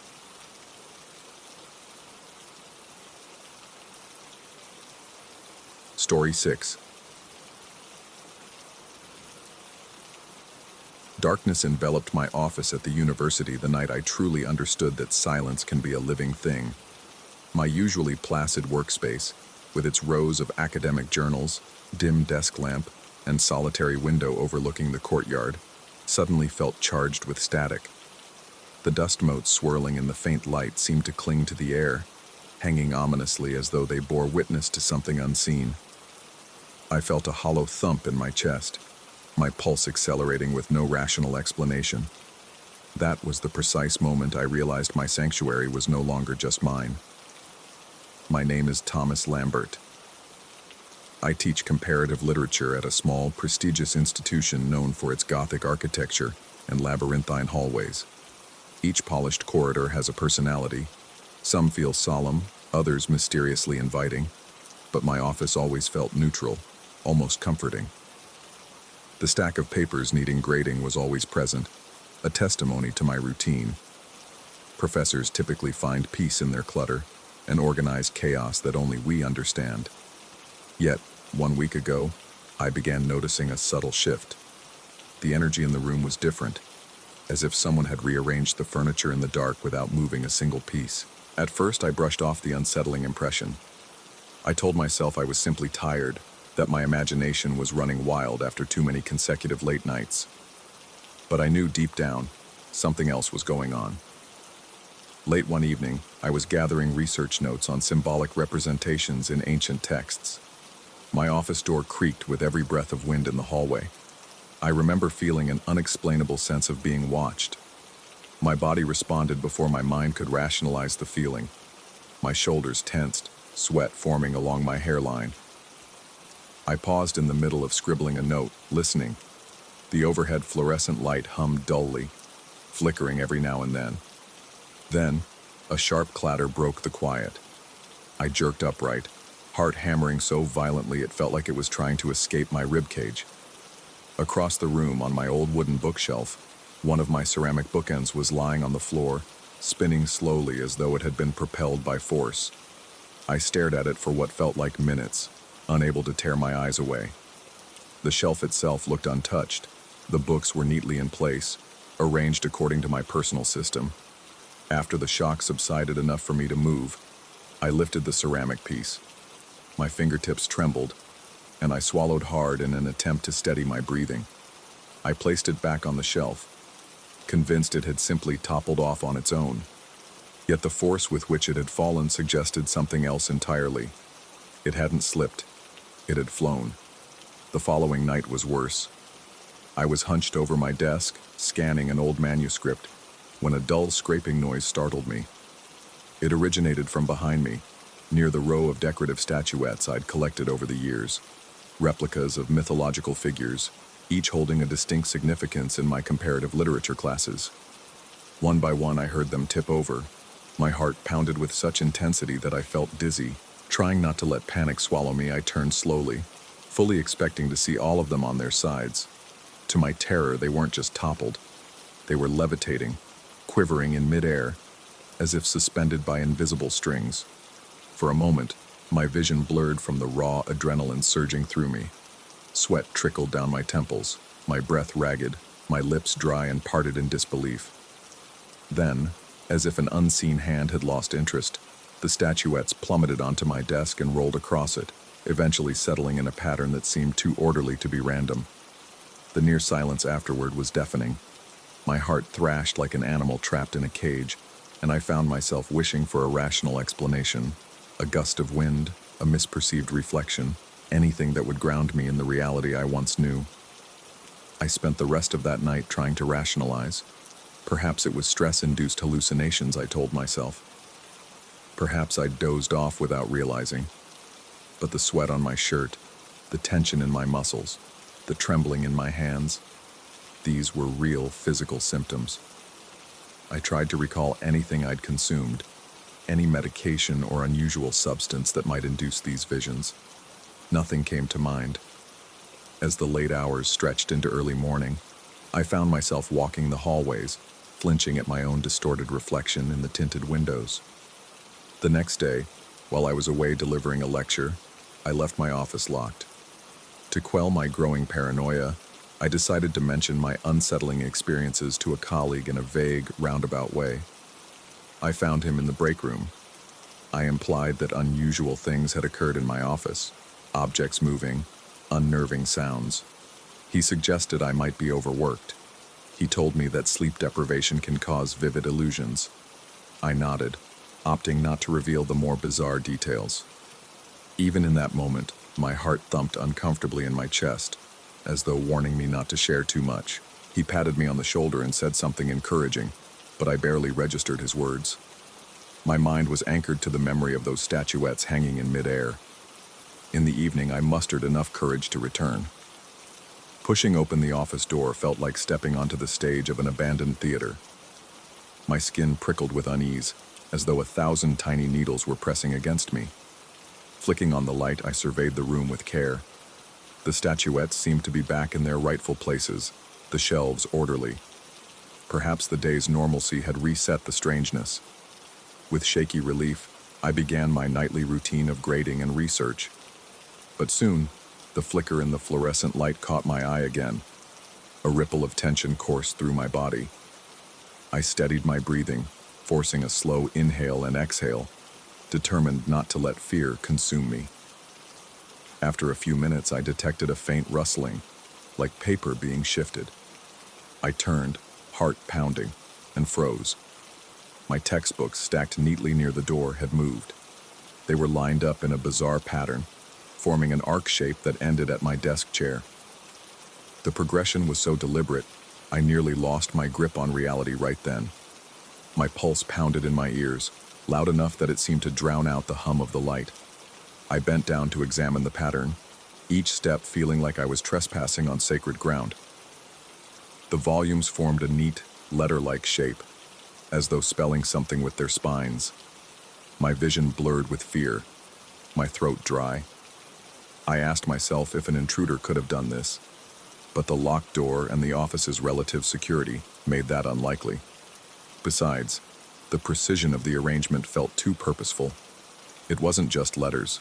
It was an entire coded message waiting to be unraveled. Over the next few nights, I became consumed by deciphering these bizarre formations. When the statuettes or books moved, I documented every shift in position, every angle, every alignment. My senses were on constant high alert. My heart rarely returned to a normal rhythm, and my hands were perpetually clammy. The entire time, I fought a suffocating sense of being watched by the inanimate objects themselves. At certain moments, I even believed I heard them whisper, a faint clicking or droning just beyond the range of human hearing. As I continued to obsess, the manifestations escalated. I would enter my office to discover the antique lamp near the window flickering in rhythmic pulses, as though it were signaling Morse code. The newly rearranged manuscripts on my desk seemed to represent star constellations I had never seen. My knees threatened to buckle each time I recognized a coherent pattern, as if the world around me was unraveling one cryptic symbol at a time. Nausea gripped me, and goosebumps erupted along my arms. Despite my overwhelming fear, I couldn't tear myself away. Something about these patterns demanded comprehension, as if my mind was the only one that could unlock their meaning. Night after night, I pored over the arrangement of objects, transcribing each configuration into notebooks with shaking fingers. The words "invisible intention" reverberated through my head, summoning an acute paranoia. My hair stood on end whenever a shift in the air made a page flutter. I knew I was too close to something monumental, something that defied conventional logic. I also noticed a creeping dread that this thing, whatever it was, might be using me as a conduit. Every muscle in my body stayed tense for hours on end, to the point where I could hardly remember what it felt like to be calm. My teaching began to suffer. Students commented that I seemed withdrawn and distant. A staff member quietly suggested I see the campus counselor, noticing my bloodshot eyes and jittery movements. I avoided direct conversation, instead offering vague excuses about a busy schedule and important research deadlines. In truth, every part of me was focused on the messages forming in my office. I was convinced that if I ignored them, something far worse would be unleashed. Eventually, the patterns started resembling a complex system of communication. Ancient runes, bits of code, geometrical symbols. My long nights of comparative literature and linguistics gave me tools to interpret them. It became clear that something non-human, yet possessing immense intelligence, was orchestrating this. The objects, books, statuettes, lamps, chairs, seemed to have melded into a single collective entity, bending to a will that was beyond my comprehension. The realization sent waves of icy terror down my spine. I could feel my skin clammy and taut, my breath shallow with dread. It was as if the entire room was alive, a singular consciousness that demanded my understanding. One evening, after countless hours wrestling with the arrangement, I finally cracked the rudimentary outline of the message. The code referenced an imminent rupture in reality, a fracture that would begin right here, in my office. My palms turned slick with cold sweat as I grasped the implication. I read the lines over and over, each time feeling my heart thunder as though it might explode. Every inch of my body screamed to flee, to leave this place and never return. But an urgent instinct kept me anchored. This bizarre collective of objects seemed to be warning me, not threatening me. They wanted me to act, to prevent, or at least prepare for, some catastrophic event. I told no one, deciding that no colleague would believe me. Even if they did, how could I possibly convey the seriousness of a cosmic tear in the fabric of reality without sounding deranged? My nights turned into a half-sleep, plagued by nightmares of the office walls pulsating, collapsing into a void. In those dreams, I was neither fully awake nor asleep. My heartbeat was a constant, frantic tattoo. Every time I woke, I found my clothes damp with sweat, my throat painfully constricted by fear. In the midst of this mental anguish, my self-doubt ballooned. Was I actually losing my mind? Could all of this be the feverish delusion of a man under too much pressure? The more I questioned my sanity, the more real the phenomenon seemed.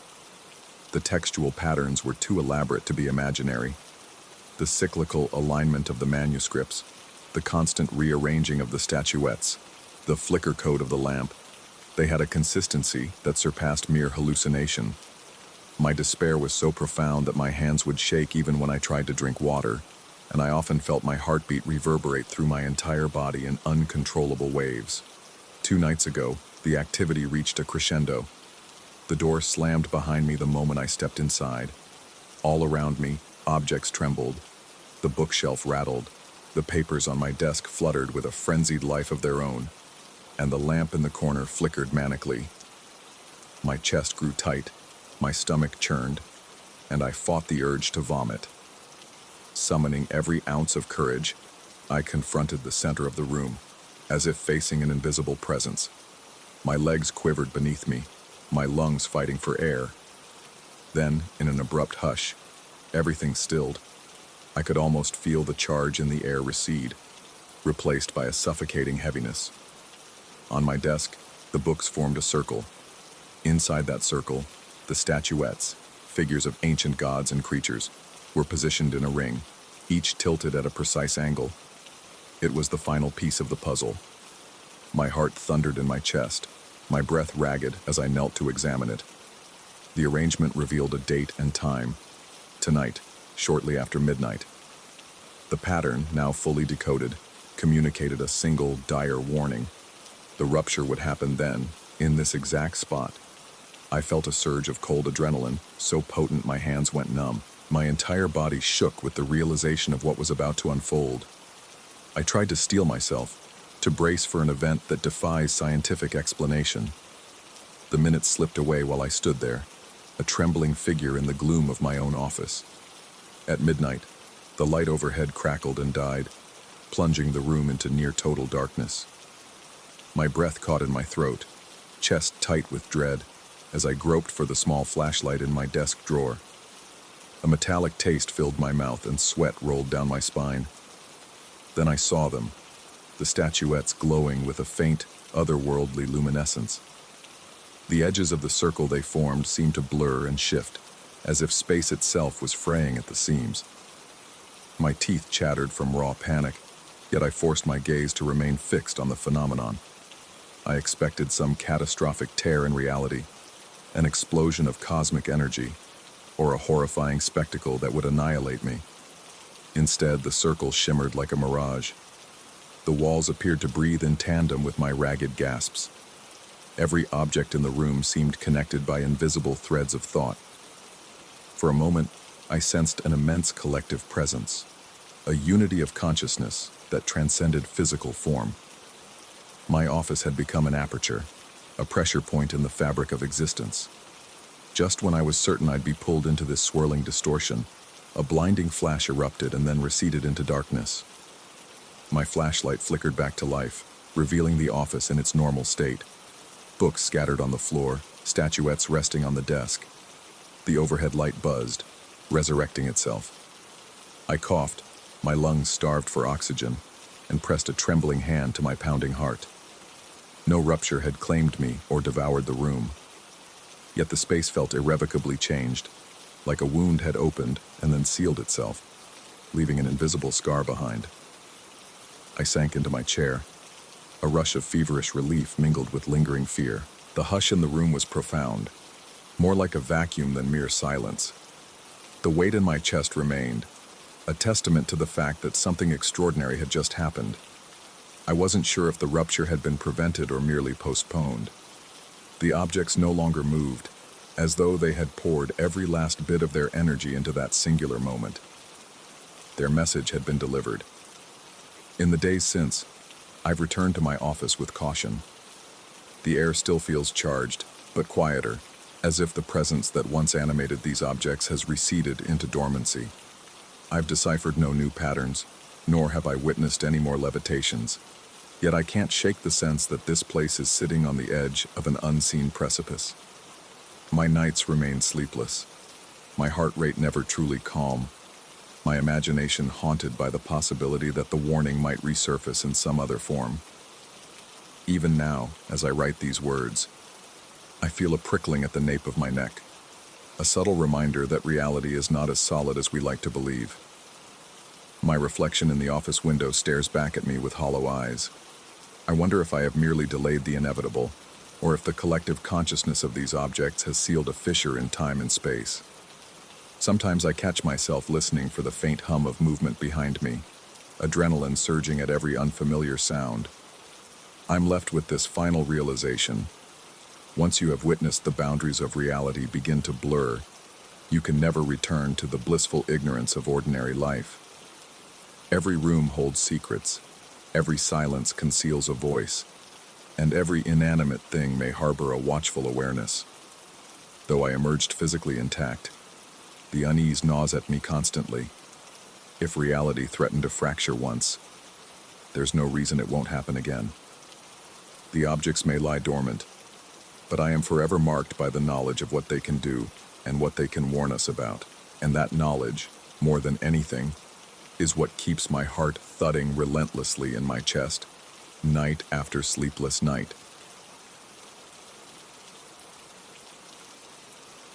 Story 7. The moment my eyes snapped open, I sensed that something was profoundly wrong. A crushing stillness blanketed the air, so thick it felt like I might choke on it. My bedroom, illuminated only by the ghostly glow of the nightlight I always kept on, appeared strangely elongated, as though the corners were gradually creeping farther away. My heart thudded against my ribs in an irregular beat, and my throat felt parched. Something about the silence set every nerve on edge. It was the kind of quiet that made one think the entire world had paused, or worse, that it was waiting. I swung my legs over the side of the bed, half expecting the floor to tilt or give way under my feet. My body trembled with an unexplainable anticipation. As I stood, the hairs on my arms and neck stood erect, as if caught in a static storm. I listened carefully for familiar sounds, a distant heater rumble, a faint drip from the bathroom faucet, perhaps even the gentle hum of the refrigerator. Nothing. The entire house seemed to be holding its breath. When I reached for my bedroom door, I discovered it was locked from the inside. That alone made no sense. I lived alone, and I'd never installed any special mechanism on my bedroom door. It was just a simple wooden door with a standard handle that didn't even have a lock. My first instinct was to laugh at the absurdity, but the laughter died in my throat. This wasn't just a stuck door. The handle refused to turn at all, as though fused in place.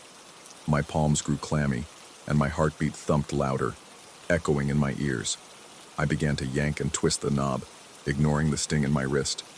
The door rattled but wouldn't budge. Panic gnawed at my gut, and a faint sense of claustrophobia started to tighten my chest. I tried not to succumb to it, but the sweat gathering at my temples betrayed my growing fear. Eventually, with one heavy shove of my shoulder, the door swung open as if it had suddenly decided to grant me passage. The force threw me forward into the hallway, and I caught myself against the opposite wall. My relief was short-lived. The corridor before me looked altered. What had once been a short hall, leading to the bathroom and living room, seemed to stretch on and on. The overhead light flickered, casting frantic shadows that made the walls appear to pulse. As I tried to steady my breathing, I noticed something else unnerving. Every other door in the hallway was closed. Worse, I could see that each had a new, heavy lock built into it, none of which had ever been there before. The sight of so many barricaded doors made my stomach knot. A sour taste rose in my throat. I touched the lock on the bathroom door, cold metal, seamlessly integrated into the wood, as though it had been installed ages ago. My heart hammered at the realization that I was trapped in my own home by something impossible. My fingers felt shaky against the doorknob. I tested it. Locked. I tried a second door. Locked again. That's when I first heard the faint scraping sound, like nails along wood. It came from behind me, from the direction of my bedroom. My pulse lurched, and I spun around so fast I nearly lost my balance. The door I'd just come through was shut once more, the knob twisting of its own accord, and a low, rhythmic scratching reverberated through the wood. Fear surged in my veins, and I pressed my body against the wall, as if making myself smaller would help. The scraping eventually faded, leaving me with only the pounding of my pulse in my ears. Fighting to steady my breath, I pressed forward, step by step, down the elongated corridor. Every footstep echoed, though the hallway had always been carpeted. I tried flipping the light switch on the wall, hoping to restore normalcy, but the bulb flickered with a sickly glow before plunging me into semi-darkness. The corridor remained dimly lit by what looked like an impossible moonlight filtering through the closed blinds of a nearby window. My mind scrambled to make sense of it. Moonlight shouldn't have been that bright, or that color. It was tinted a nauseating greenish hue. I approached the door at the very end of the corridor, one that, in my memory, led to a small storage closet. My mind conjured the image of boxes stacked in disarray, old coats and dusty tools. But I could sense it would be different now. Heart thudding, I slowly turned the lock. A harsh click announced the moment I got it open, as though something on the other side had unlocked it for me. When I stepped through, I found myself not in a closet at all, but in a familiar living space. Familiar, yet profoundly wrong. The area resembled my old apartment from years back, complete with the lumpy armchair I once owned, and the cheap coffee table where I had spilled drinks countless times. The air smelled stale, tinged with the faint stench of mildew and something metallic. The layout was eerily accurate. My breath caught in my throat. This was the apartment I'd lived in during a particularly rough period in my life. I recognized the stains on the worn-out carpet, the chipped paint on the walls. The memory of that time clawed at me. Isolation, deep loneliness, and nights spent pacing in silent dread. It felt as though the walls were watching me, or rather, that the room itself was an extension of my mind, confronting me with a piece of my past I'd tried to bury. My heart pounded faster. I could almost hear my own anxious whispers from years ago, the ones I used to mumble whenever the weight of hopelessness pressed down on me. A sensation of being observed prickled across my back. Although I saw no one, the certainty that something was there sent icy tremors through my limbs. A single door stood on the far side, so I headed toward it, ignoring the growing sense that the floor might buckle. Each step was an ordeal. I felt lightheaded, my vision narrowing at the edges. Even my breathing went ragged. The doorknob was cold against my palm, just like the rest, and initially refused to budge. A low, grinding sound emanated from inside the walls, as though metal gears were shifting behind the plaster, deciding whether to let me pass. Then, abruptly, the door popped open.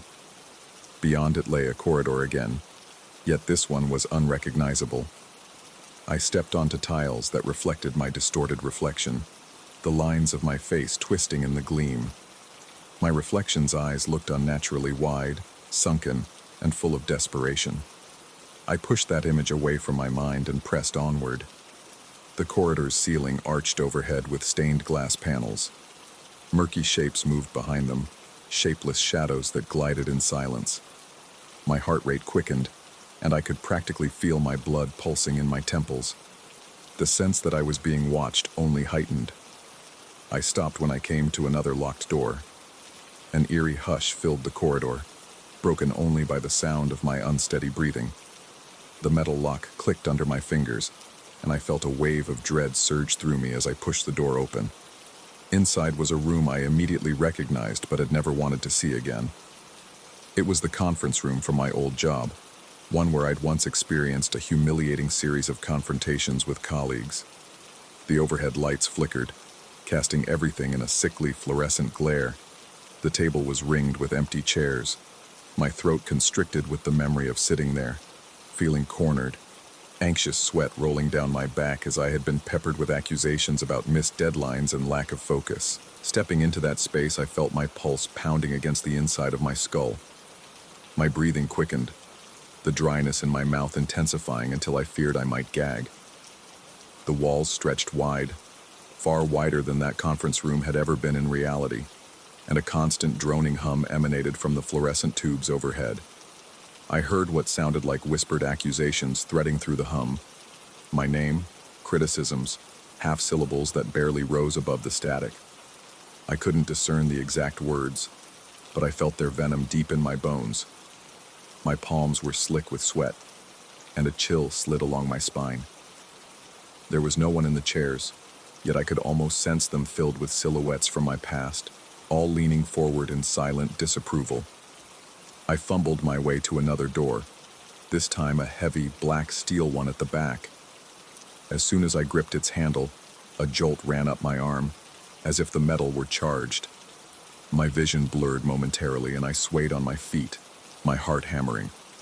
Then the door swung open, leading me into a shadowy corridor that smelled damp, like earth and rusted pipes. My breath shuddered with each inhale. The walls were lined with flickering lights that gave off a faint buzzing sound. I forced myself to keep moving, wiping sweat from my brow with the back of my hand. My shirt clung to my skin, every inch of me soaked in cold perspiration. The hall turned left, then twisted right, then sloped downward in a serpentine path that made no architectural sense for my home. By then, I understood the truth. My house had become a maze of my own darkest memories, guided by some malevolent force. With each door I opened, I was traveling deeper into my own psyche, each room a stage for my regrets and anxieties. The next door, a stark white panel, revealed a cluttered space reminiscent of an old storage unit I'd once rented. Boxes towered precariously, marked with big black letters. My chest tightened at the thought of rummaging through them, certain they would reveal the remnants of a past relationship I'd locked away in cardboard and tried to forget. I inched forward, feeling as though I was trespassing in a museum of my own failures. My breath caught when I noticed the largest box in the corner with my name scrawled on it. It felt as if the walls were closing in, suffocating me with memory and guilt. I managed to pry the box open just enough to see personal items I had assumed were lost or thrown out. Battered notebooks filled with my old scribbles, a few photos, a broken necklace. I felt a flash of anger and embarrassment. My body trembled, and I could hear my pulse loud in my ears. The sense of being watched grew stronger, as though the shadows in the corners held living, hungry forms. I slammed the box shut and stumbled back, swallowing the urge to call out for help. There was no one to hear me anyway. As I turned to escape that room, I noticed another corridor had appeared on the opposite side, one that shouldn't have existed at all. Its floor was covered in what felt like thin, wet carpeting that squished under my shoes. The air was damp and heavy, making each breath more difficult. At times, the walls seemed to ripple like the surface of a pond, reflecting an image of my anxious face that distorted with every step. A sense of dread so powerful it practically roared flooded my senses, and my heart pounded at a pace I feared was unsustainable. Finally, I arrived at a single imposing door, marked by intricate, spiraling carvings.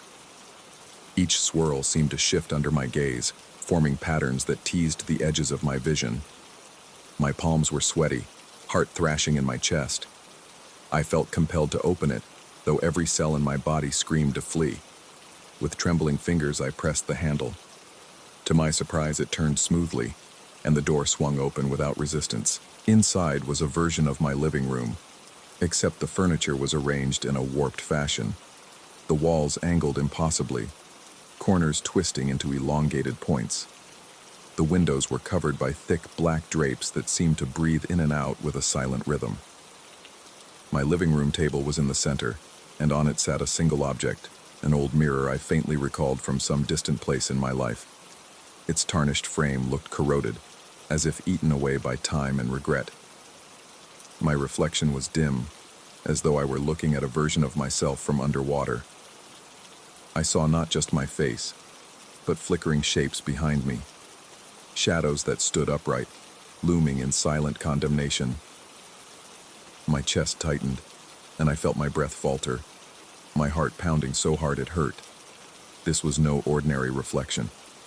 I sensed an intelligence behind the glass, something that gazed back at me with ancient, callous eyes. For a terrifying moment, it felt as though the glass might fracture, unleashing whatever was behind it. I pressed my lips together to keep from crying out. The presence in the mirror felt intimately tied to my most buried fears, the pieces of my mind I'd tried hardest to repress. Each labored inhale seemed to pull that presence closer. I don't know how long I stood there, staring into the reflection, sweat trickling down my temples, hands shaking. My body trembled under a crushing weight, a near certainty that this presence wanted something from me. Or perhaps it was feeding on my anxiety, my guilt. When I finally found the strength to back away, the reflection in the mirror lingered a fraction of a second longer than I did, lips parted as if in a silent sneer. My heart raced in terror at the realization that my reflection wasn't perfectly mirroring me. I stumbled toward another door, the door I recognized as the original front door of my house. I couldn't fathom how it was now inside the living room, but sense had abandoned me long ago. My head pounded. My breath came in ragged gasps. Every muscle in my body quivered, strung taut by fear. Summoning every ounce of will, I reached out for the doorknob, hardly daring to hope it would open. Behind me, I heard a faint hiss, something scraping along the floor as if to drag me back. The doorknob twisted under my hand, and with a final burst of desperate energy, I pulled the door open. A rush of cool air struck me like a jolt of electricity. Bright light flooded in, blinding me momentarily. My heart thundered in my ears. I half expected the door to slam shut again, or the corridor to twist away, but it didn't. I stumbled outside, heart nearly exploding with relief and confusion. The oppressive silence was replaced by distant city sounds, cars, a faint hum of life. My legs shook so badly that I sank to my knees on the porch. My home, viewed from the outside, looked entirely normal. Familiar siding, windows, and roof. But I could still feel it behind those walls, the shifting hallways and twisted rooms. A labyrinth of my nightmares manifested in real space. A breeze swept across my sweat-drenched shirt, causing me to shiver. My head spun, trying to process the impossible. I stood, unsteady, leaning against the porch railing as I stared at the front door. In my mind's eye, I saw all the memories I had just confronted. The house still held them, rearranging itself to reflect each regret, every misstep. And I felt, with a raw certainty, that something inside there was alive, ancient, malevolent, feeding off my hidden shame. I don't know how long I stayed on the porch, just breathing, letting the cool air ground me. My heartbeat gradually slowed from a frantic hammering to something almost normal. I could feel my sanity slipping, or at least altering, as though I had glimpsed a hidden truth about the link between my psyche and the walls that should have been my refuge. Even though I was no longer inside, I felt the house's presence in every cell of my body, as if a piece of it had latched onto me. Finally, I forced myself to stand upright and face the door one last time. A nauseating wave of dizziness told me that the barrier between my mind and that grotesque interior might never fully heal. I sensed that if I opened the door again, the horrors would return, more twisted than before. Yet part of me felt an unsettling pull toward it, as if unraveling its mystery had become my purpose. My muscles trembled with indecision. My mouth was dry as dust, and my lungs still struggled to regulate my breathing. In the end, I stepped back. I couldn't bring myself to cross that threshold again. The weight of the malevolent force inside pressed against my back as I turned away. My only consolation was the realization that whatever that presence was, it didn't fully own me. I had walked out, though my memories and regrets still felt painfully real. As I reached the sidewalk, it was as if the oppressive atmosphere dissipated slightly. Yet a lingering dread haunted me. I knew the house was there, twisting its corridors, reshaping my past, waiting for the next moment I might dare to enter. The certainty that it wouldn't stay quiet for long gnawed at me. Even from the sidewalk, I felt a faint, rhythmic thrum in the ground, like a slow, measured heartbeat. It pulsed against the soles of my shoes, an unspoken promise that the entity inside would continue to manipulate my memories and my reality, if given the chance. My breath hitched, but I forced myself to continue walking, feeling both relieved and unhinged. Though my body had escaped, I couldn't escape the knowledge that some part of me was still entwined with that place. Whenever I shut my eyes, I felt the locked doors pressing in on my consciousness, reminding me that I was only ever a few steps away from confronting them again. A chilling thought took root, sending cold sweat rolling down my spine. Perhaps this wasn't over. Perhaps it never would be. Even now, I struggle to regain my composure, to recall how everyday life used to feel. My heart is unsteady, my throat still feels like sandpaper, and my hands haven't stopped trembling. The house behind me stands silent and unassuming, but in my mind, it remains an endless maze of haunted corridors, filled with the echoes of my own pain, manipulated by something I can't fully comprehend. I have no idea what would happen if I tried to sell this place, or even burn it down. Maybe it doesn't matter. The house is in me now, a living testament to all the horrors I refused to face, until it twisted them into living nightmares. I breathe in, tasting the faint tang of metal in the air. The sun creeps over the horizon, painting the sky with pale oranges and pinks, a stark contrast to the dark labyrinth lurking within those walls. My gaze flickers toward the front door again. Despite the light, the building's silhouette seems to loom, thick with shadows, as though waiting for my return. And that knowledge, that it waits with infinite patience, is perhaps the greatest horror of all. Story 8. The rain hammered against the warped window panes from the moment I arrived, like frantic fingertips begging for entry. Before I had the chance to properly cross the threshold, I felt my heart thudding in my chest, an inexplicable weight pressing against my ribs. The house, my uncle's century-old property, loomed before me with an air of silent menace, its pitched roof and stained glass panels whispering warnings I couldn't quite decipher. Even the wind seemed to carry a low, mournful sound as it curled around the gables, echoing in the eaves. I remember stepping inside and immediately sensing that the house had been waiting, watching, and anticipating my arrival. My throat was uncomfortably dry, and I licked my lips in an attempt to muster some moisture. The old floorboards groaned beneath my feet, resonating with my mounting unease. I had come into possession of this house under circumstances I still find bewildering. My uncle had, in his own cryptic way, transferred ownership to me before moving on to some distant place.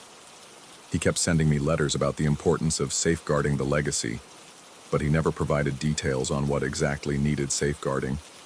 He simply vanished from my life, leaving me a thick ring of keys and a brief note that said I should explore every inch of the house before making any decisions about it. At the time, I assumed he just wanted me to continue the family's tradition of meticulously preserving antiques. I quickly realized, however, that he had left me something far more unsettling than a mere museum of old curiosities. From the first night, the house's atmosphere embraced me like a set of cold, clammy hands. My breathing came in quick, stunted gasps, while I fumbled around in half-darkness to locate light switches. When I finally found one, a single weak bulb illuminated the foyer. Shadows stretched across the walls in twisted shapes that seemed to retreat the moment my gaze fell upon them. I couldn't tell if the shapes were illusions triggered by my tired mind, or if the house was genuinely pulsing with some hidden life of its own. In the early days, the disturbances were subtle. I would catch a glimpse of a fleeting movement in the corners of mirrors I didn't remember hanging on the walls. Sometimes, as I strolled down a corridor, I felt a gentle push against my back, as though someone had brushed past me in a hurry. More than once, I would wake to the faint echo of footsteps in the hallway, or the muted scrape of what sounded like furniture being dragged across another room. My heart would pound so fiercely that I feared it might give out.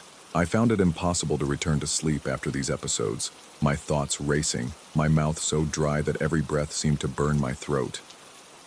Morning brought little relief, for the daylight only served to highlight strange details, odd markings etched into the wallpaper, or old photos of relatives whose faces seemed to have changed overnight. Sometimes I noticed new objects on the shelves, silver candlesticks, dusty figurines, that I had no memory of unpacking.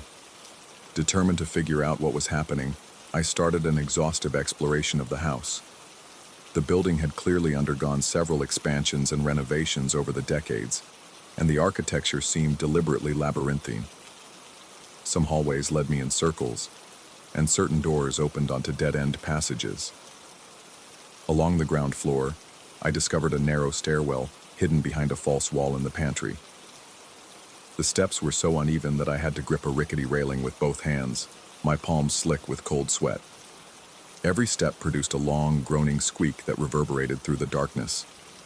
An intense odor of stagnant air hung around me, thick enough to taste on my tongue. It was musty, laced with something like old incense that had gone sour. The stairwell led to a dusty chamber that housed a row of tall, ornate mirrors, each leaning against the wall at a slight angle. Their frames were carved with twisting patterns, reminiscent of vines merging into animal shapes. Seeing my reflection in that dim, flickering glow, the only illumination came from a small, barred window. I noticed something that made me freeze. In each mirror, my reflection looked subtly different. In one, my posture was slightly skewed, my head tilted as though sizing me up. In another, the expression on my face bordered on a sneer, faint but unmistakable. My breath caught in my throat, and I felt a rush of goosebumps crawl over my entire body. I stepped closer, trying to rationalize the strange phenomenon. Maybe it was an illusion caused by the angle of the mirrors or the diffused light. But when I reached out to touch the surface, my reflection delayed its movement for just the tiniest fraction of a second. That discrepancy, that impossibility, sent a jolt of panic through my entire nervous system. I spun around, fleeing the chamber with my heart thudding. Back upstairs, I locked the pantry door behind me, hoping that would keep whatever I had seen contained. But the sense of being watched refused to leave. It felt as though every angle of the house was equipped with those elaborate mirrors, concealed behind walls or hidden in corners, capturing glimpses of me whether I liked it or not. Later, while scouring the attic for anything that might clarify these eerie findings, I stumbled upon old journals and letters. They appeared to be in my uncle's handwriting, though some passages were penned by others from decades past. The more I read, the more I understood. The house was built on a foundation of secrets. Previous occupants had conducted elaborate rituals involving mirrors, capturing and preserving reflections to gain insight into events that had transpired there. These illusions were said to act as a record, a living history of the house. The letters hinted that once a reflection was captured, it could exist beyond the confines of the moment in which it was formed, lingering in mirrors as a fragment of the past. My uncle's notes suggested that he had taken this practice even further, attempting to harness these reflections as portals, bridging the gap between what is and what was. The day I discovered the first hidden corridor running parallel to the main hallway was the day my perception began to crack. Walking through that corridor, I recognized small rectangular apertures set into the walls, vantage points through which one could peer into each room via the backside of a mirror. With the house's entire interior lined with these mirrors, it was as though the place itself was an observer, an all-seeing presence that watched inhabitants from every possible angle. The atmosphere in that narrow passage was suffocating. I heard the faint drip of condensation, the only sound to break the pulsing silence. The air was thick with the smell of damp plaster and old wood. The meager, flickering light from my flashlight danced across the cramped space, projecting my shadow onto the walls in elongated shapes that seemed to move independently of me. My heart pounded so loudly that it seemed to resonate off the walls, and my breathing turned rapid and harsh. As I looked through one of the apertures, I saw the living room from behind its mirror. At first, it was just the furniture in the same disheveled state I'd left it. Then, in the reflection, a figure emerged. It was me, or rather, a version of me, walking into the room. But it couldn't be happening in real time because I was crouched in that corridor watching. The reflection of me looked older, or maybe just more haunted. The posture was unnatural, rigid shoulders, arms held stiffly at the sides. My jaw clenched tight, my lips curled downward in a scowl I'd never seen on my own face. When the reflection turned, I saw its eyes fixed right on the mirror, right on the vantage point where I was spying. My pulse hammered, and for a moment, I thought I was going to be sick. I yanked myself away from the opening and leaned against the clammy wall, feeling beads of cold sweat sliding down my temples. In one of the attic journals, I had read a cryptic passage. The reflection unbound may claim the one who cast it. The words played in my mind, refusing to be dismissed as mere superstition. The house, with its labyrinth of mirrors, seemed to be performing a slow, calculated exchange. My reality for another, my identity for some alternate version. Each time I caught my reflection in a room, I noticed small changes in my own appearance afterward. Sometimes my hands would tremble uncontrollably, or my face would appear drawn and unfamiliar in the bathroom mirror. My heartbeat was a constant drum of anxiety, hammering every time I turned a corner or opened a door. Night became torturous, filled with the sensation of an unseen presence looming over my bed, pressing down on my chest until I jolted awake, gasping. When I tried to explain some of my experiences to a family acquaintance over a brief phone call, I used vague language, carefully avoiding direct mention of mirrors and reflections. They expressed alarm, suggesting that I should maybe step away from the house, but I just nodded in silence. Stepping away felt like surrendering the final shred of myself that still belonged to this world. I was possessed by a need to understand, and if possible, undo whatever was happening. During another conversation, relayed mostly in hushed, stammered phrases on my end, they hinted that my uncle had been researching the intersection of time and reflection. That cryptic statement reinforced my suspicions. He had been attempting something too large and dangerous, unleashing these alternate reflections into the house. One evening, my sense of creeping dread escalated to outright terror. I was about to retire for the night when I heard a muffled scraping sound from somewhere behind the walls. It was a slow, deliberate noise, punctuated by quiet intervals that only amplified my pounding heart. I followed the sound to the second-floor hallway. There, I discovered an entrance I had overlooked before, another hidden doorway. It led me into a cramped space behind the bathroom mirror. In the darkness, I could see vague movement.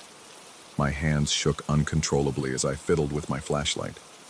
The narrow beam sliced through the blackness, illuminating the reflection of a figure crouched on the other side of the mirror. It was a reflection of me, but more disheveled, my eyes ringed with deep shadows. A primal fear clawed at the back of my throat as I realized that this other me was reaching out, pressing a hand against the glass from the inside.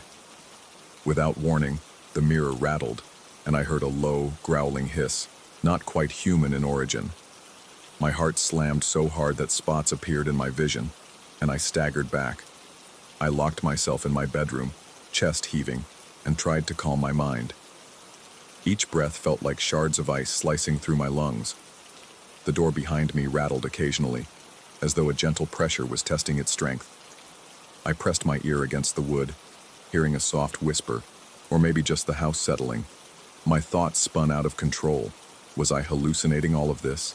Was this some inherited madness? Or was the house orchestrating these horrors to break my resolve, to weaken my sense of self until I was ripe for replacement? As the days stretched on, I noticed the reflection in the bathroom mirror lingering even after I moved away. In other rooms, sometimes I'd walk past a reflective surface and my image wouldn't register until a second later, as though it had to catch up to my movements. I began to feel physically ill, lightheaded, nauseated, my skin clammy to the touch. My anxiety level soared. I couldn't eat. I constantly felt like I was being observed from every angle, and my heart seemed perpetually on the brink of bursting. At times, my own footsteps didn't feel like they belonged to me, as if something else was controlling my limbs. Yet I was determined to reclaim my life from the house's clutches. I decided that the only chance of resolving this was to confront the central location of these mirror anomalies. I returned to the chamber in the basement, the one with the ornate mirrors lined in a row, each harboring a reflection just different enough to make my stomach flip. The air was stifling, and I was sweating so profusely that droplets formed on my forehead and trickled down my back. My hands trembled around the flashlight, and my throat was so parched I could barely swallow. As I approached the largest mirror, I saw something move behind my reflection, a swirl of darkness, or maybe a figure passing by. My reflection's eyes seemed to darken, and its lips twitched into a mocking grin. A wave of dizziness struck me. My muscles tensed, and I felt an almost magnetic pull drawing me closer to the glass. I pressed my palm against the mirror's surface, feeling a sharp chill that spread through my hand and into my arm. Panic flared in my mind, but I forced myself to hold steady. My reflection began to shift, its features contorting into a more angular, sinister shape.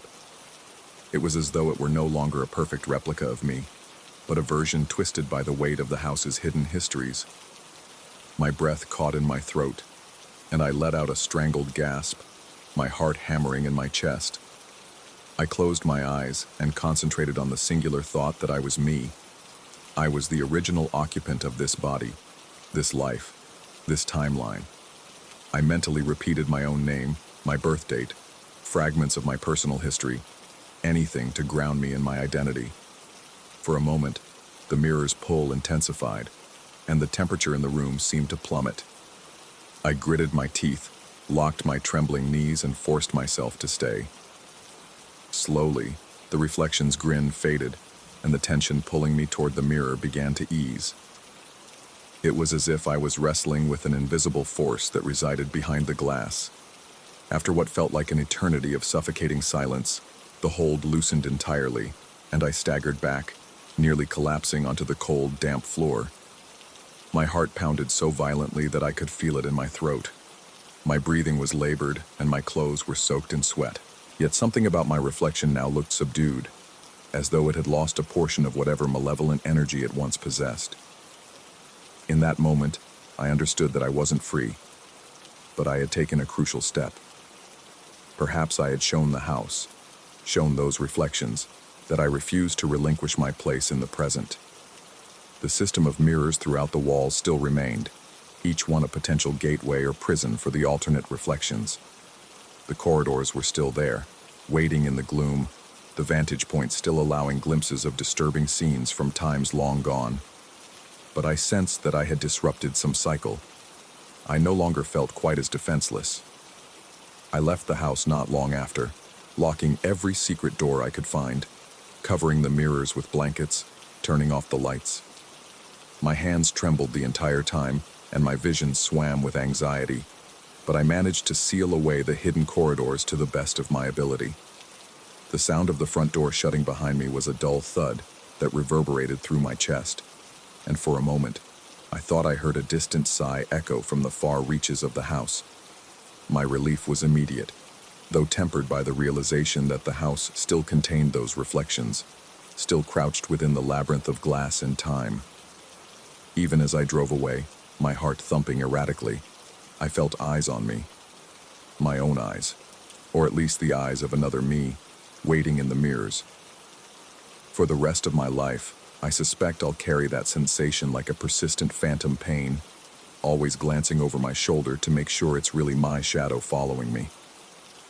At night, when I see my silhouette cast against a wall, I sometimes think it twitches an instant too late.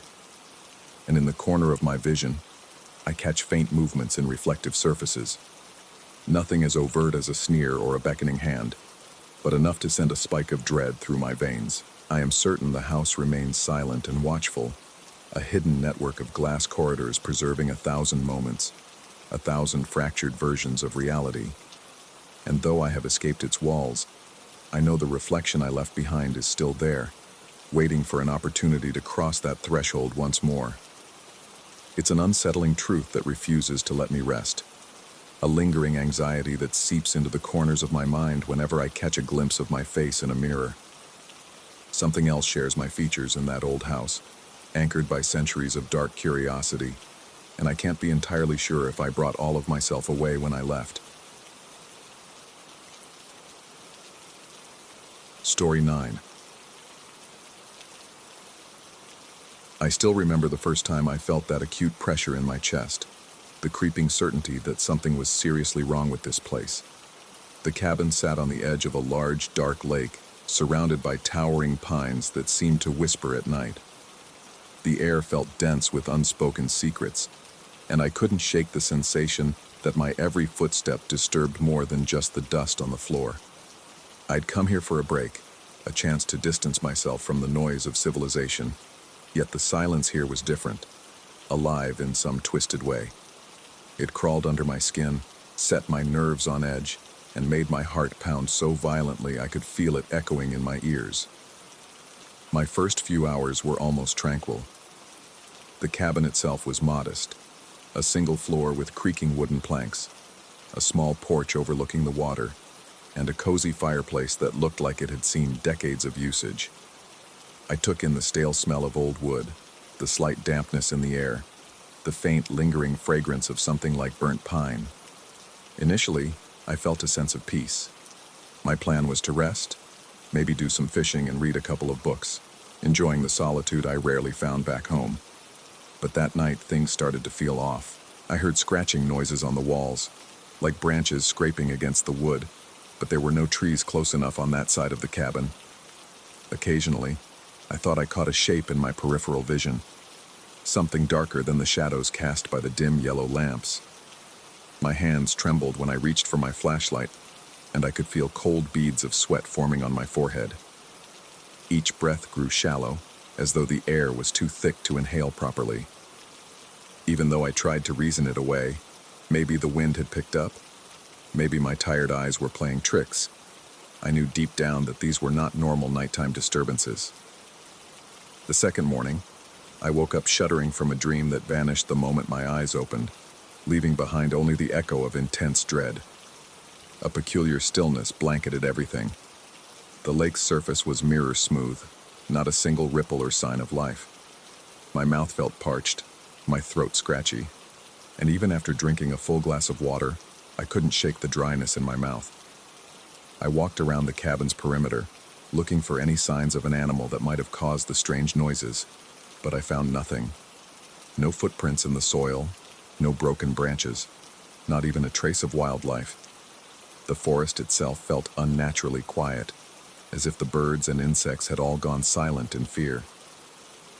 By late afternoon, I noticed the first real indication that this place was behaving in ways I couldn't rationalize. The wind began to swirl around the cabin, rustling the pine needles in a circular motion, almost rhythmic. It reminded me of a slow, steady heartbeat. My own heartbeat pounded wildly, racing in synchronization with that sound. I stood on the porch, leaning against the railing, trying to take deep, calming breaths. But the persistent gusts only grew stronger. I caught a glimpse of movement in the woods, a vague humanoid outline that flickered like a broken image on a failing TV screen. My heart leapt into my throat. When I pointed my flashlight toward it, the shape disappeared, replaced by the ordinary static of the forest. Yet the moment I turned away, I felt certain it was still there, watching. That night the scratching returned, but it moved along the walls more insistently, as if encircling me. Every rasping sound made my skin prickle with an icy sensation, and I had to force myself to swallow, to remind myself to breathe. I tried to distract myself, flipping through an old magazine I found in the cabin, but the words seemed wrong. They were out of order, sometimes repeated in loops, and I found lines of text bleeding from one page to the next, as though the boundaries of the pages were no longer fixed. My head began to ache. The ceiling beams groaned, the windows rattled in their frames, and I became certain that something wanted to get inside. I managed to drift off to an uneasy sleep near dawn, only to wake later to find the day almost gone. The clock on the wall read 9 a.m., yet the sky was already tinted orange with the approach of evening. My phone had lost its signal entirely. I rubbed my eyes, trying to piece together how so many hours had slipped away. My body felt weak, my muscles stiff as though I'd run a marathon in my sleep. I forced myself up, ignoring the trembling in my legs, and decided to check the surroundings again. That's when I discovered the same footprints I'd made the day before, still fresh in the dirt, as if I had never disturbed them. Time had locked into some twisted repetition, preserving details that should have changed. Each time I dozed off, I awoke disoriented, with the sense that entire weeks might have passed, or only minutes. The cabin itself seemed to be caught in a loop. The wind chimes on the porch, which initially moved in random patterns, now chimed in short, repeating sequences. The floorboards squeaked in exactly the same rhythm every time I crossed them, even though I was stepping in different spots. My reflection in the window occasionally lagged behind my actual movements, as if I was being observed by a second me, locked in a fraction of a second delay. My stomach churned with a deepening dread, and my heart would race until I tasted copper in my mouth from clenching my teeth so hard. I began to suspect that this place existed outside normal chronology. It was an island in time, repeating the final days before some catastrophic event. But the more I stayed, the more the cycle shortened.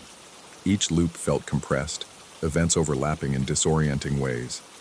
I found myself caught in the same patterns, rising, pacing the porch, hearing the same creaks in the same order. But each time the atmosphere grew heavier, the shadows more distorted. My chest would tighten as I heard that same scratching on the walls, intensifying each time it recurred. Sometimes it sounded like claws, sometimes like desperate fingers trying to tear through the wood. Then the entities began to show themselves. At first I caught them in reflections, just flickers of elongated limbs behind me when I stood by the bathroom mirror. My peripheral vision would pick up angles that didn't make sense, as if something was bending light in ways not meant for our dimension. Once, while looking out at the lake, I saw the surface twist, forming shapes that rose above the water for the briefest second, then dissolved. It felt like these things were testing the boundaries, waiting for the right moment to emerge. My palms would clam up, a cold sweat trickling down my spine. My breath came in ragged gasps as I clutched the windowsill, forcing my gaze to stay on the water, even though every instinct screamed at me to run. Eventually, I found a journal hidden under the cabin's single bed. Its pages were yellowed, the writing faint, but I could make out references to the temporal fold, cycles accelerating, and an anchor. It talked about a recurring loop in which whoever set foot in the cabin would become a magnet for something beyond reason. The journal's final entries described reality thinning out, with timescapes overlapping and unstoppable forces crossing the threshold. The writer mentioned that only through direct confrontation could one break the cycle, but it never explained what form that confrontation should take. With every passing hour, the environment deteriorated. The walls felt like they were pulsing with unseen veins. The floors vibrated under my feet, as though an earthquake were contained just beneath the foundation. Outside, the wind no longer followed a natural rhythm. It had become a chaotic roar, and the pines swayed violently in a bizarre, synchronized motion. My anxiety reached a fever pitch. My heart hammered so relentlessly in my chest that my entire ribcage felt bruised. When I tried to steady my breathing, I was met with nothing but frantic gulps of air that did nothing to ease the tightness in my lungs. I decided to confront whatever was happening. Perhaps it was desperation or madness, but I couldn't just sit and wait for these looping days to devour me. In a moment of shaky resolve, I repeated to myself that I had to gather evidence, find some clue about how to break free. My voice trembled when I muttered those words, sounding almost foreign in the suffocating hush of the cabin. My plan was to set a camera on the living room table, record every bizarre occurrence, and then watch the footage for patterns. When the next cycle began, I felt it immediately. A sudden disorientation, followed by the sensation that the day had reset itself. I looked at the camera screen, and to my astonishment, there was a flicker of time-lapse images. Me pacing the porch, me flipping through that old magazine, me sleeping on the couch, images I didn't recall filming. The timeline jumped erratically, but each segment showed me performing the same actions over and over. More disturbingly, in the background, faint shapes appeared, growing more distinct with each loop. They were tall, thin silhouettes, with elongated arms, their features just outside of focus. My pulse raced as I watched them gather closer, occasionally reaching out in my direction, as though longing to touch me. The loops continued to shrink. Days compacted into hours, hours into minutes. I felt like a marionette, yanked through the same motions, forever tethered to this cursed place. My paranoia spiked to terrifying heights. Every time the cycle restarted, my vision blurred at the edges. The boundary between waking and dreaming dissolved. I would see the walls stretch, the furniture rearrange itself, or the windows warp into impossible shapes. My reflection in the mirror sometimes broke into dozens of fractured images. Each piece gazed back at me with an expression I couldn't recognize. Wide, unblinking eyes filled with silent horror. I felt my own heartbeat pound in my head, so loud it was almost deafening. At times, I heard a voice, not quite human, whisper from behind the walls. It never said a full sentence, just fragments of some alien language. Other times, I thought I heard my own voice echo back at me, but mangled and reversed, as if mocking every attempt I made to break free. The dryness in my mouth intensified, and my throat would tighten as though invisible hands were squeezing my airway. My skin felt clammy, the hair on my arms perpetually raised. I worried that one morning I would wake up and find myself permanently trapped in a single moment, unable to even blink as these interdimensional forces crept ever closer. I realized I was an anchor. The journal had alluded to the cabin drawing people here to serve as a link between the fabric of our reality and that which lurked outside. Whatever was hidden behind the thinning veil needed me, and that knowledge made my stomach twist.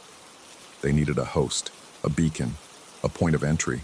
Every time I existed through another loop, the boundary weakened a fraction more. My presence seemed to accelerate the unraveling, and no matter how often I told myself I wouldn't participate, I couldn't escape the cyclical momentum. My body would move against my will, repeating tasks as if possessed by a script I couldn't rewrite. Panic seized me when I noticed the final stage of the distortion happening right before my eyes. The sky turned a pale gray, shot through with jagged streaks of static, like an old television losing reception. The forest flickered, trees shifting in and out of alignment, creating momentary glimpses of landscapes I couldn't recognize. Frozen tundras, alien deserts, endless seas of black water. Every time the world flickered, my heart jumped, my fingers tingled, and cold sweat trickled down my back. The humming in the air became a roar, vibrating through the windows and walls. I felt unsteady, as though gravity itself was losing its hold on me. Desperate, I remembered the journal's hint about a confrontation.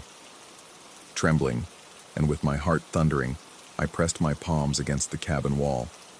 I closed my eyes, focusing on the sensation of that rhythmic pounding beneath the wood. Somewhere in the distance, I thought I heard those interdimensional entities scraping at the edges of reality, testing the tiers I had inadvertently helped create. In a single burst of willpower, fueled by raw terror, I forced myself to challenge the loop. I slammed my fist against the wall and demanded it release me. My voice shook, my lungs burned, but I kept shouting that I would not be their anchor, that I would find a way out. Almost instantly, everything blinked. For a breathless moment, I was suspended in a place of absolute silence and darkness. Then, with a violent lurch, the world around me exploded back into reality. I collapsed onto the cabin floor, gasping for air. My vision swam, and my chest felt like it might burst from the rapid pounding of my heart. Slowly, the shapes around me settled into something close to normal. The walls were no longer throbbing. The sky outside looked clear, the faint glow of sunrise peeking over the horizon.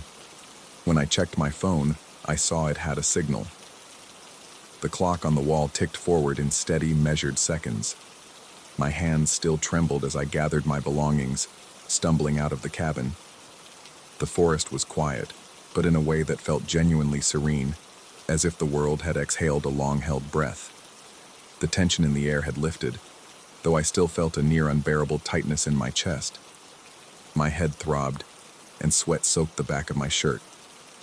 I could hear my heartbeat echoing in my ears, so loud it nearly drowned out the gentle rustle of the pines. I packed my car in a frantic rush, choking on the fear that if I lingered, I might feel that pull again and be yanked into another loop. The last thing I remember was driving away, watching the cabin's outline shrink in my rearview mirror. I kept glancing over my shoulder, half expecting the horizon to split open or the trees to twist into unnatural shapes once more. My stomach was still in knots, and my breath felt shaky, but part of me sensed that I had broken the cycle, at least for now. And yet I couldn't dismiss the possibility that some piece of that place clung to me, hidden beneath my skin, waiting for the right moment to manifest again. Sometimes at night I can still feel the walls vibrating and hear the wind chimes ringing in that looped sequence. I'm haunted by the sense that time isn't as stable as I'd like to believe, that something out there is just biding its time. I don't know if I truly escaped or if I'm still caught in one last extension of that looping day, allowed to roam freely for a little while before being dragged back. The cabin remains etched in my mind, a permanent question mark in the map of my memories. Even now, when the lights go out and the world falls silent, I wonder if I'm seconds away from hearing those scratching sounds again and feeling that oppressive weight crushing my lungs. Despite telling myself it's all over, I can't help but sense the presence of something just beyond my field of vision, always watching, always waiting for the right moment to breach our fragile reality. Story 10. I remember that night as if I were standing in it still, a suffocating darkness, broken only by the headlights of my car illuminating a lonely stretch of crumbling asphalt. The moon was hidden behind a shroud of heavy clouds, and the air smelled like damp leaves and stagnant water. The feeling was immediate and invasive, a pressure on my chest that made breathing difficult. My hands trembled against the steering wheel, and I was gripped by the certainty that I should not be there. I could not have predicted how right that instinct was, nor how deeply it would haunt me long after I left that deserted road. But at the time, I just wanted to get home. If only I had turned around and taken my chances in the darkness instead of asking for directions from the stranger I found. I had been on a road trip for work, the kind of long-haul drive that stretches into the late hours of the night. I had been dozing off behind the wheel, jolting awake to the rumble of my tires crossing onto the shoulder. When I opened my eyes, I realized I was utterly lost. My GPS had long since lost its signal, and my phone's battery was nearly dead. The only thing I could do was keep driving until I found a gas station or a diner, anything with a sign of life. The engine hummed beneath me, and a chill crept in through the windows, even though I had turned the heating on full blast. Then I spotted him, an old man standing at the roadside, barely visible under a flickering street lamp. He leaned on a crooked walking stick, his silhouette unnaturally rigid. My heart pounded as I pulled over. There's something instinctively alarming about encountering someone alone on a desolate highway in the middle of the night. Everything in me whispered that I shouldn't roll down the window, that I should just drive away. But desperation spoke louder. I needed directions. I managed to ask if he knew how I could get back to the interstate. My voice came out shaky, as though my throat had forgotten how to form words. The old man muttered something in response, only I couldn't understand a single syllable. His lips moved in the sickly glow of the street lamp, and I heard a guttural hum that tightened my stomach in knots. There was a moment of deep unease. He repeated the directions, if that's what they were, again. Then, with a trembling hand, he pointed down the road, into a patch of darkness so dense it seemed to absorb the light from my headlights. I recall little else from that encounter. I know I mumbled something like a thank you, half in a daze, and he responded with the same incomprehensible utterances. I might have seen a faint curve of what could have been a grin on his withered face, or maybe it was just a trick of the light. I felt a sudden surge of nausea, as if vertigo had overtaken me. My eyelids fluttered, and something in my chest constricted. Then everything went black, as if an invisible hand had pressed a switch inside my mind. When I finally woke up, it wasn't in my car. It was in my own bed. My sheets were drenched in sweat, and my ears rang like I had just emerged from a long tunnel. I blinked a few times, disoriented by the sunlight streaming in through the blinds. My heart hammered in my chest, and every muscle felt as though it had been clenched for hours. Initially, I thought I must have dreamed the entire encounter, but a horrified realization landed on me when I glanced at my phone and saw the date. 3 whole days had passed. Panic set in. My pulse spiked, and I struggled to breathe as I flipped through my call log, my messages, anything that could clue me in on what had happened in those missing days. There were no clues. It was as if I had simply disappeared for 3 days and then reappeared in my own bed. I called colleagues who demanded to know where I'd been. They insisted I was unreachable and that my disappearance had nearly cost me my job. No one had any explanation. My car was still parked neatly in my driveway, keys in the ignition, as though I had brought it home and locked myself away. But I had no memory of any of that. Soon I noticed other changes. It started with small things. While searching my home for clues, I found a notebook on my kitchen table filled with scribbles that resembled archaic alphabets, complicated curves, lines crossing each other in geometrically impossible patterns. It was my handwriting, the same pressure of the pen I recognized from my daily scribbles. But I had no recollection of writing any of it. After a while, I realized I could read parts of it too, like my brain had effortlessly absorbed some dead language. My head ached whenever I tried to make sense of it, as though the knowledge was forcibly crammed into my skull. Next came the physical marks. At first I thought they were bruises, weird patches that appeared on my forearms and down my torso. But they didn't hurt and didn't behave like normal bruises. Over the next couple of nights they began to spread and merge, forming what looked like lines and circles arranged in a deliberate pattern. Under the bathroom light, I stared at my reflection in shock. These markings came together in shapes that looked uncannily like a constellation or a map of star positions. My pulse thudded loud in my ears, and beads of sweat formed on my forehead. I ran my fingers over the lines, feeling the texture of my skin. It was like they were etched into me. The sensation of it made my stomach churn. As if this wasn't enough to unhinge me, I started having urges. Late at night, I'd feel compelled to drive back to that road. Images of it invaded my dreams. A fractured highway under a moonless sky. A figure standing at the roadside beckoning me forward. I'd snap awake in the middle of the night, drenched in cold sweat, lungs burning as though I'd been holding my breath. During the day, I'd catch myself daydreaming, a whisper in my mind suggesting a specific date, a specific time. And I felt a dread that tasted metallic in my mouth because part of me wanted to obey. Over the following weeks, I grew more and more paranoid. My heart rate would spike whenever my phone rang, fearing it was someone who knew too much or someone speaking in that same language I had heard from the old man. I'd glance over my shoulder when I walked down the street, feeling observed by some invisible presence. My breathing became shallow and ragged, as though my body was constantly bracing for a threat. My reflection in mirrors seemed different. Eyes wide and rimmed with dark circles like I was becoming someone else. I felt like I was losing control of my own mind. Things reached a breaking point when I noticed that a small portion of the strange writing I'd scribbled down earlier matched inscriptions on ancient artifacts pictured in some old library books. Feeling half crazed, I visited the local university library and found a dusty volume detailing obscure cults and lost civilizations. The words on those yellowed pages echoed the nonsensical directions the old man had given me. A cold sweat trickled down my neck as I realized I could partially translate them. They spoke of a traveler or a conductor, someone chosen to guide an ancient cosmic force from one realm to another. It was nonsense, yet I understood it with a growing clarity that gnawed at my sanity. I started having constant nightmares, or perhaps they were visions. My chest would feel tight, my breathing uneven, and my limbs would quake as I dreamed of standing on that road again.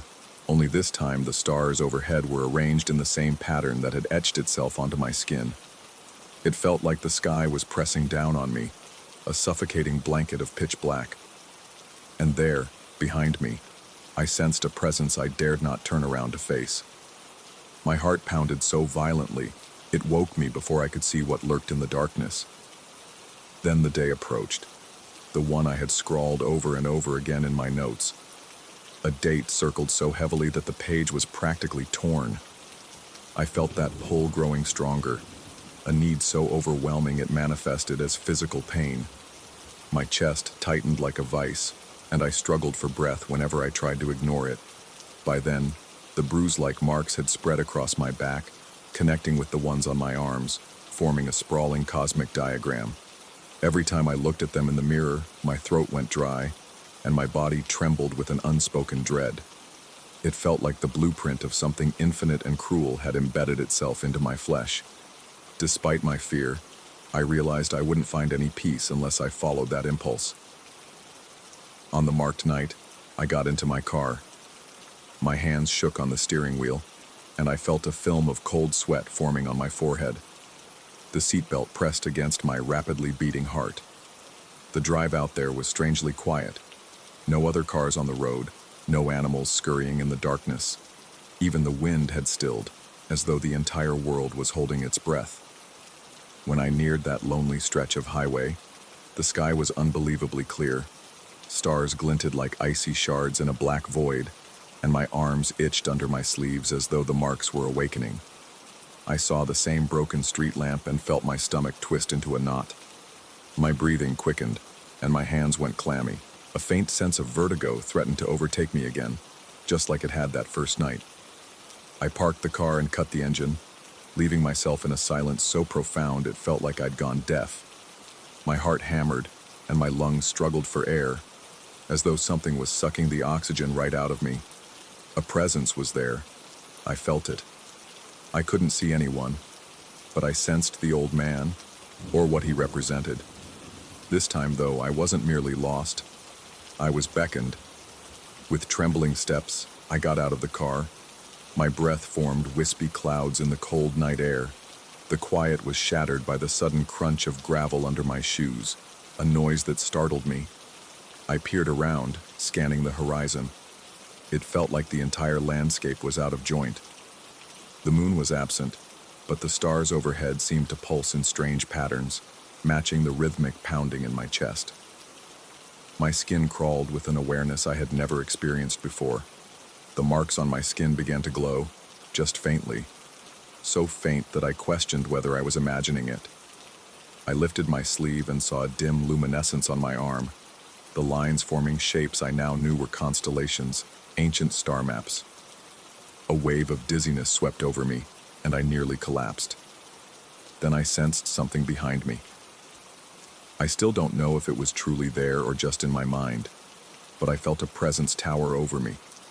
Something ancient and vast, like a cosmic force compressed into a single point on that wretched highway. My mouth went dry, and my limbs quaked with primal terror. My breathing turned ragged, each inhale feeling like shards of ice clawing at my throat. I recalled the notes about a traveler or conductor for an ancient entity, and I realized with a stab of cold fear that it was me. That role was mine, and I had been marked. My body was the gateway. Yet, in the suffocating intensity of that moment, I clung to a desperate, instinctive refusal. I summoned every ounce of willpower to resist, to break the connection. My mind raged against the assault, telling myself that I was still a man, still a human being, not a vessel for some force I couldn't even name. I screamed, an inhuman, choked cry that echoed across the deserted road. My lungs burned, and my muscles tensed until they felt like they might snap. In that heartbeat of defiance, I felt the presence recede, not gone but momentarily shaken, like a wave pulling back before a greater surge. My vision blurred, and my ears rang with a violent, high-pitched tone. Before I knew it, I was on my knees, panting in the dirt, my face slick with sweat.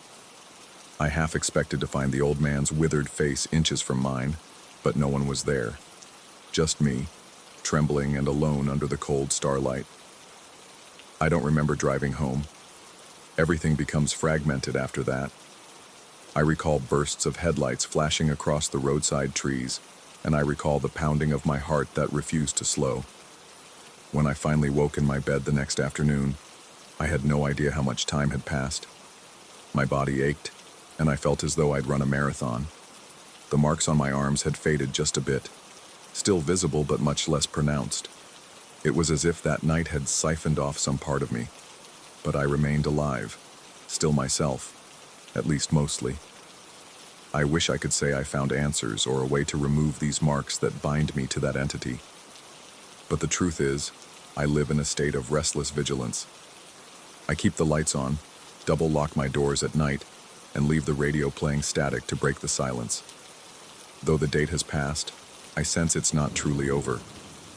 In my dreams, I stand again on that cursed highway, listening to the low hum of that incomprehensible language, feeling my heart thunder in my chest like it's trying to escape my ribcage. My body trembles, sweat drips from my brow, and the cosmic map carved into my flesh glows with an otherworldly light. I survived that night, but I don't know how long I can stave off the pull. Sometimes I sense the presence lurking just beyond my vision. I'll be sitting in my living room and the lights will flicker.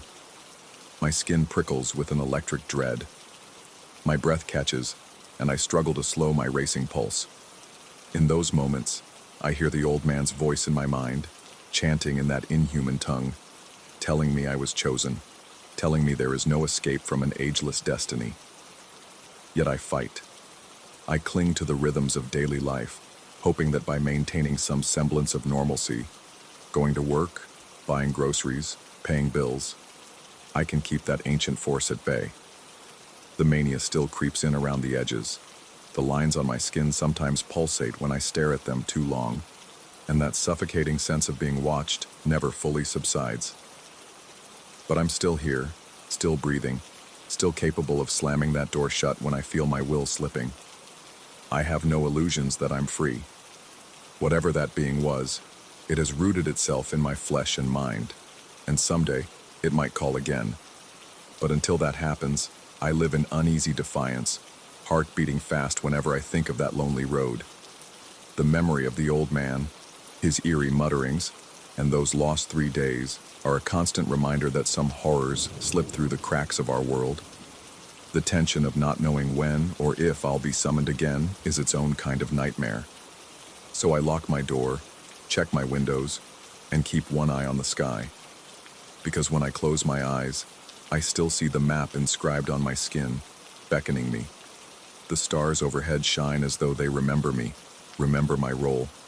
And every night, I pray that I can hold on to my sanity for one more day, because the footsteps on that abandoned highway still echo in my ears, and I know that some things, once awakened, never truly sleep. Story 11. I could sense something was wrong the instant the rusted signpost came into view. The air along the winding road felt dense and humid, clinging to my skin like a cold sweat. Everything around me was far too still, no chirping birds, no distant hum of passing cars. Just oppressive silence and the faint smell of damp earth. It was as if the world was holding its breath. And there, standing in the middle of that unsettling hush, was the sign for a town I'd never heard of. Large letters in chipped paint, welcoming us to a place that seemed to materialize from the gloom itself. My friend Marcus and I had been traveling together for a few days, taking a road trip on a whim. We were looking for a reprieve from our routine, chasing new experiences across back roads and small towns. Neither of us expected to stumble upon a village that shouldn't be on any map. Yet there it was, perched at the end of a long, empty street. A cluster of old buildings that seemed to flicker in and out of existence, as if caught between this world and another. I parked on a narrow shoulder, feeling uneasy the moment I shut off the engine. The silence roared in my ears. I could hear my own heartbeat pounding, and my breath felt jagged in my throat. I noticed Marcus shift in his seat, and he muttered something about the atmosphere being weird. Though he kept his voice low, I caught the tremor in his words. It wasn't exactly fear, more like a deep-rooted anxiety, the kind that creeps in when all your instincts are telling you to turn back. But we decided to investigate, driven by a mixture of curiosity and adrenaline. We walked toward the town. Each step on the cracked asphalt sounded painfully loud, and I kept expecting someone to appear in a window or on a porch. No one did, at least not immediately. The buildings looked like they were lifted from some lost era. Faded signs, broken shutters, a single lantern swaying in the breeze. I felt as though unseen eyes were following us, making every hair on my neck stand at attention. My stomach twisted.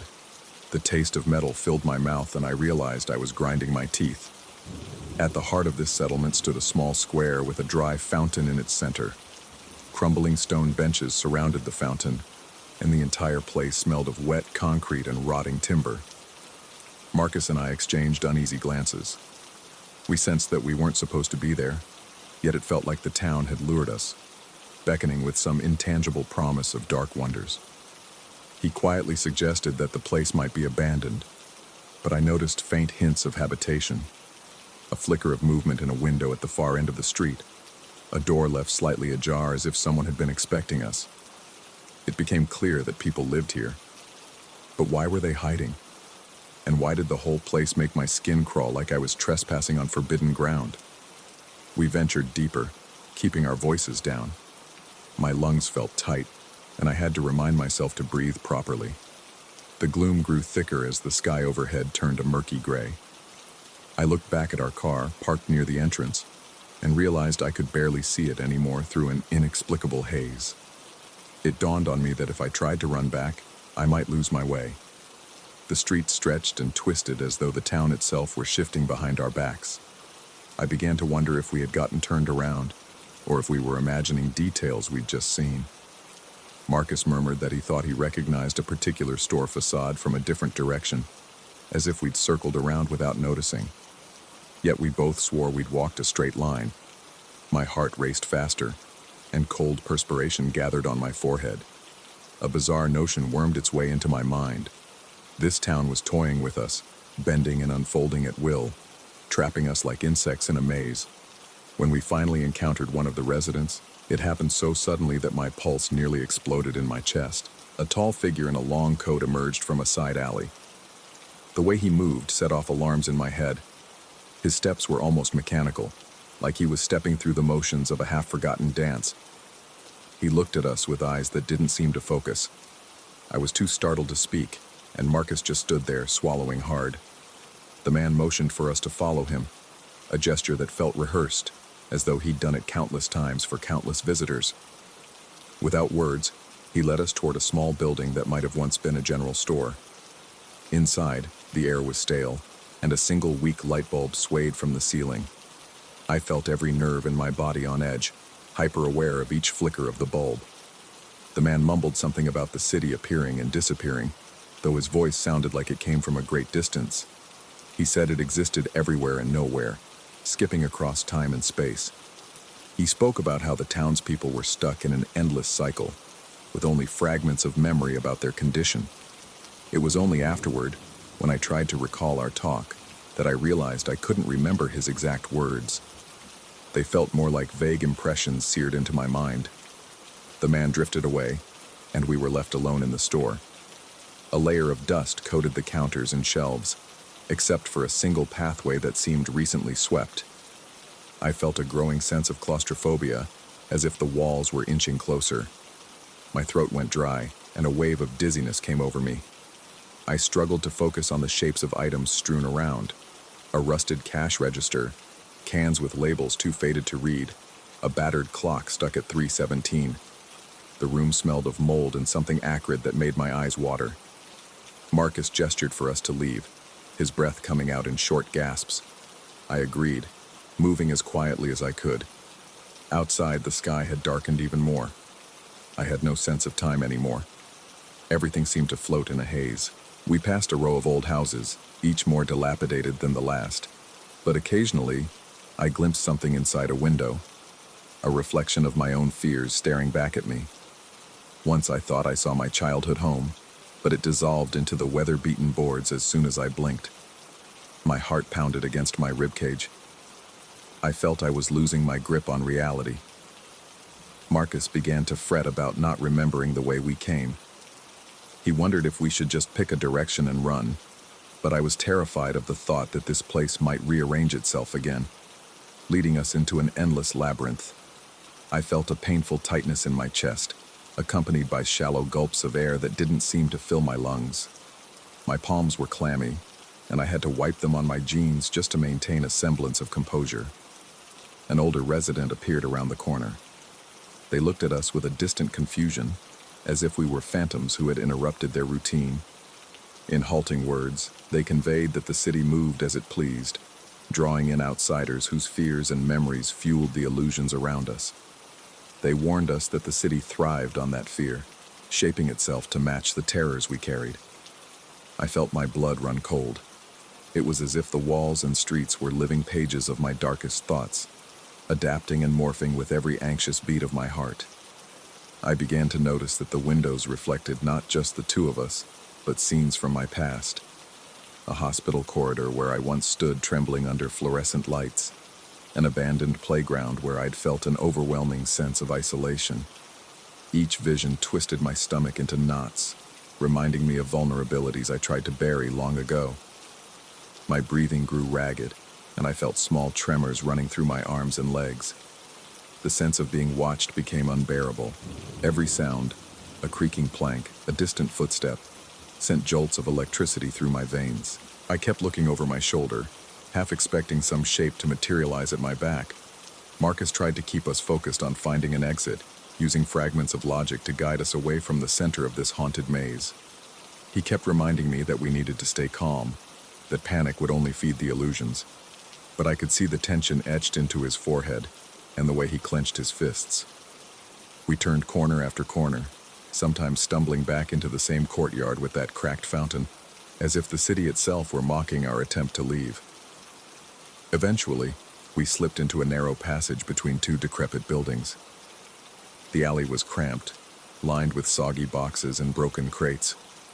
The smell of rotting cardboard churned my stomach, and I had to gulp back nausea. Something skittered in the darkness. A rat, perhaps, or something far less ordinary. My heart hammered in my ears as we squeezed through, determined to find any path that might lead us out of the main streets. On the other side, we found ourselves behind a row of houses we hadn't seen before, each with cracked windows and sagging roofs. The air felt heavier here, tinged with the faint scent of sulfur. I heard a distant humming, too low and irregular to be electrical. My scalp prickled with unease. Marcus pointed to a faint glow at the horizon, suggesting it might be the way out. We moved quickly, every step accompanied by the rustle of gravel underfoot and our own labored breathing. As we pressed on, I became aware of shapes moving at the edges of my vision. They vanished whenever I tried to look at them directly, leaving only vague silhouettes that gnawed at my nerves. My muscles ached from tension, and a dull throbbing began behind my eyes. We continued walking until the glow revealed itself to be nothing more than a flickering street lamp teetering on the verge of going dark. Something about that street lamp made my pulse quicken. It felt too familiar, like a memory pulled from my subconscious. The flickering light cast wild shadows on the walls around us, creating grotesque figures that danced and loomed. The hum in the air rose to a maddening pitch, making the back of my neck tingle. Marcus noticed that the lamp's number matched the one outside his old apartment building, a place that held uneasy memories for him. We stared at each other, sharing a terrifying realization. This town was reaching into our minds and bending physical reality to echo our deepest fears. I felt a sharp pain behind my eyes, as if my own thoughts were being pried open. The shadows under the street lamp took on fluid forms, swirling and coalescing. My breath caught in my throat. The next moment it was gone, replaced by an ordinary pool of dim light. But my nerves were shot, and I could feel the sweat on my back, chilling me every time a faint breeze passed by. Without warning, an echoing voice called from somewhere in the darkness, telling us there was a way out if we could resist the illusions. It sounded like an old recording, warped and scratchy, as though the message had been replayed over centuries. The words were so faint I wasn't sure if they were spoken aloud or just formed in my head. In any case, I latched onto them. With my heart hammering in my chest, I told Marcus we needed to concentrate on what was real. The texture of the pavement under our shoes, the smell of the musty air, and the faint sting of wind on our faces. Clinging to these concrete sensations was our best chance to anchor ourselves. At first it felt futile. The city seemed determined to twist our path, leading us in circles and subjecting us to more disturbing reflections from our past. I almost lost hope when I saw a house that bore an exact resemblance to the place I had grown up in. Its porch steps even had the same crack on the third plank. I felt my pulse surge, and for a second my surroundings went hazy. My mouth went dry and a cold sweat dripped down my neck. But I recalled the warning: focus on what's real. So I forced myself to touch the splintered wood of the fence, to feel the rough edges pricking my palm. I reminded myself that this was an illusion meant to trap me. Marcus kept his gaze forward, muttering under his breath that we needed to keep walking, no matter what. We found a diagonal street that seemed to slice through the grid of endless roads. The buildings there were unfinished or partially transparent, as if the city hadn't fully formed them. Through the gaps, I glimpsed rolling hills and a patch of normal sky. My heart leapt.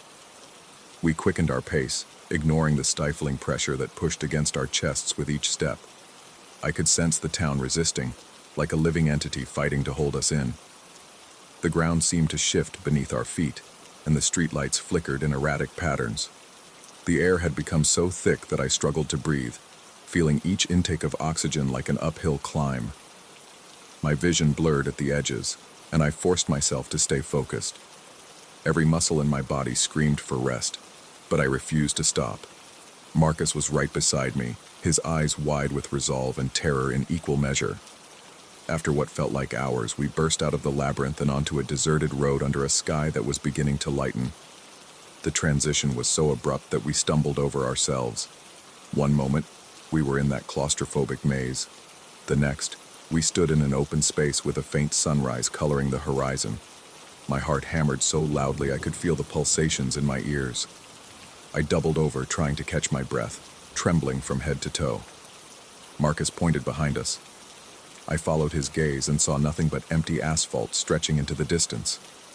The entire town, if it still existed, was hidden behind a gray morning mist.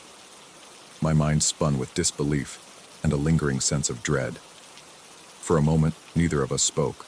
We just stood there gasping for air, drenched in sweat, hearts on the verge of bursting. My skin felt clammy, and I could still smell that cloying odor of decay lingering in my nostrils. We walked back to where we had left our car. Miraculously, it was still there, though the road looked slightly different than before, as if the landscape had reassembled itself in our absence. Marcus fumbled with the keys, and we climbed into the car, letting the engine rumble to life. The headlights cut through the pale dawn, revealing an empty stretch of highway. No welcome sign, no proof that the place we'd just escaped from had ever existed. Neither of us could fully shake the horrifying sense that the town was still watching us, somewhere out there, or that it might appear again in our path without warning. The interior of the car felt like a flimsy shield against the greater unknown. As we drove, I tried to convince myself that we were safe now, but my heart stubbornly refused to slow. My thoughts were still tangled in the images of that impossible place, its cracked fountain, its ghostly inhabitants, its cruel ability to transform itself into a living nightmare fueled by our own fears. I can't say we were ever the same after that. The boundaries of reality and illusion seemed forever blurred.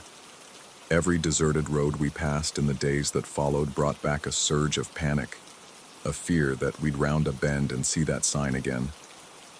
Sometimes, late at night, I replay those moments in my head, feeling my pulse rise just at the memory. I wonder if the town has reappeared for someone else, bending itself into their personal horrors. Or maybe it's lurking in every dark corner of the world, ready to materialize for those who stray too far off the beaten path. I don't know for certain what happened to us in that strange settlement, or why it chose to reveal itself at that moment, but the experience left me forever changed. A raw nerve exposed to the universe's cruel possibilities. Even now, as I write this, I can sense the echo of that oppressive hush, recall the stifled air and the trembling panic in my limbs.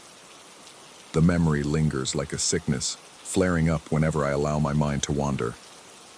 And though I keep telling myself it's over, I still catch myself peering into dimly lit corners, half expecting to see flickering buildings and figures from a time-looped nightmare.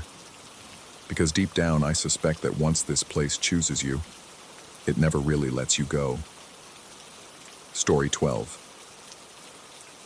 I felt it the moment I stepped onto the damp soil. Something was watching. The air clung to me like a humid shroud, and the thin mist slithering around my ankles felt almost alive. I could taste the tension, thick and acrid, at the back of my throat. My heart thudded in my ears, a quickening drumbeat that set the tone for everything that would follow. I had no inkling of the horror waiting just beyond the boundary of my ordinary perception, nor did I realize how deeply these encounters would scar me. But from that very first night, I should have known I was crossing a threshold into a place where reason frays and primal fear takes over. I'm a biologist, and my work sometimes sends me to remote locations to document wildlife behavior. When I arrived at an isolated forest reserve 3 months ago, the atmosphere struck me as unsettling, though I couldn't pinpoint why. It's not that the place was outwardly menacing. On the surface, it was a tranquil woodland, replete with thick clusters of moss-covered trunks, the occasional rustling of small creatures in the underbrush, and a canopy so dense it blocked out most direct sunlight. Yet beneath that natural facade, something felt warped, like a note played off-key, resonating just enough to make you shiver. I tried to shrug off my unease as simple nerves. New environments can be overwhelming, and I had plenty of research tasks to occupy my mind. For the first few days, I focused on observing deer. They were the primary subject of my study in this particular reserve. Everything seemed normal until one evening. The sun was barely a sliver in the sky, and darkness seeped through the trees much faster than I anticipated. I heard what I thought were heavy footsteps in the distance, an uneven scraping that made my neck prickle with tension. My pulse began to race. A wave of cold sweat formed on my forehead, and my mouth went dry. When I finally saw them, I almost dismissed it as a trick of the moonlight. 3 deer, walking in a single line through the undergrowth. Only they didn't move quite right, their limbs bent at unnatural angles, as though their joints had been rearranged. Each step looked stilted, like a marionette pulled by clumsy strings. My stomach churned, and a tremor passed through my fingers, forcing me to grip a nearby tree trunk for support. I whispered to myself that maybe they were injured or afflicted by some rare disease. I even closed my eyes for a second, hoping the illusion would fade. It didn't. As I watched, one of the deer twisted its neck to look at me. The movement was too deliberate, too calculating for a wild animal. My breath caught in my throat, and my heart hammered so loudly I was sure it would burst. The deer's eyes locked on mine, and time seemed to stretch. I had the distinct impression it recognized me, not just saw me, but acknowledged me as if peering right into my thoughts.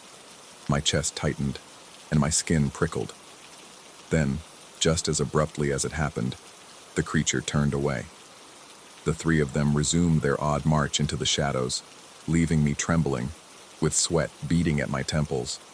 I spent the next day convincing myself I'd misinterpreted a natural phenomenon, that I was merely exhausted. I discussed the situation with a colleague over the phone, though I kept it vague. I said I'd seen strange behavior in the deer, hoping that simpler language might stop my mind from conjuring more sinister explanations. Yet I couldn't shake the memory of those unnatural limbs, and the way one of them had turned its head as if it knew me. My heart still pounded every time I replayed that image in my mind. About a week later, I was assigned to examine some aquatic life in a nearby lake, a still body of water known for its algae population. The path leading down to the lake was narrow, bordered by tall reeds that whispered softly in the breeze. The late afternoon sun filtered through the thick canopy overhead, casting angular shadows that danced across the ground. Each rustling branch sent a mild jolt of anxiety through my body. My breathing felt shallow, and I could sense myself becoming hyper-aware of every sound. A twig snapping behind me, the distant flapping of bird wings, and the soft squelch of my boots against the muddy earth. When I reached the shore, the lake's surface was glassy, reflecting the skeletal outlines of leafless branches overhead. It seemed calm, almost frozen in time.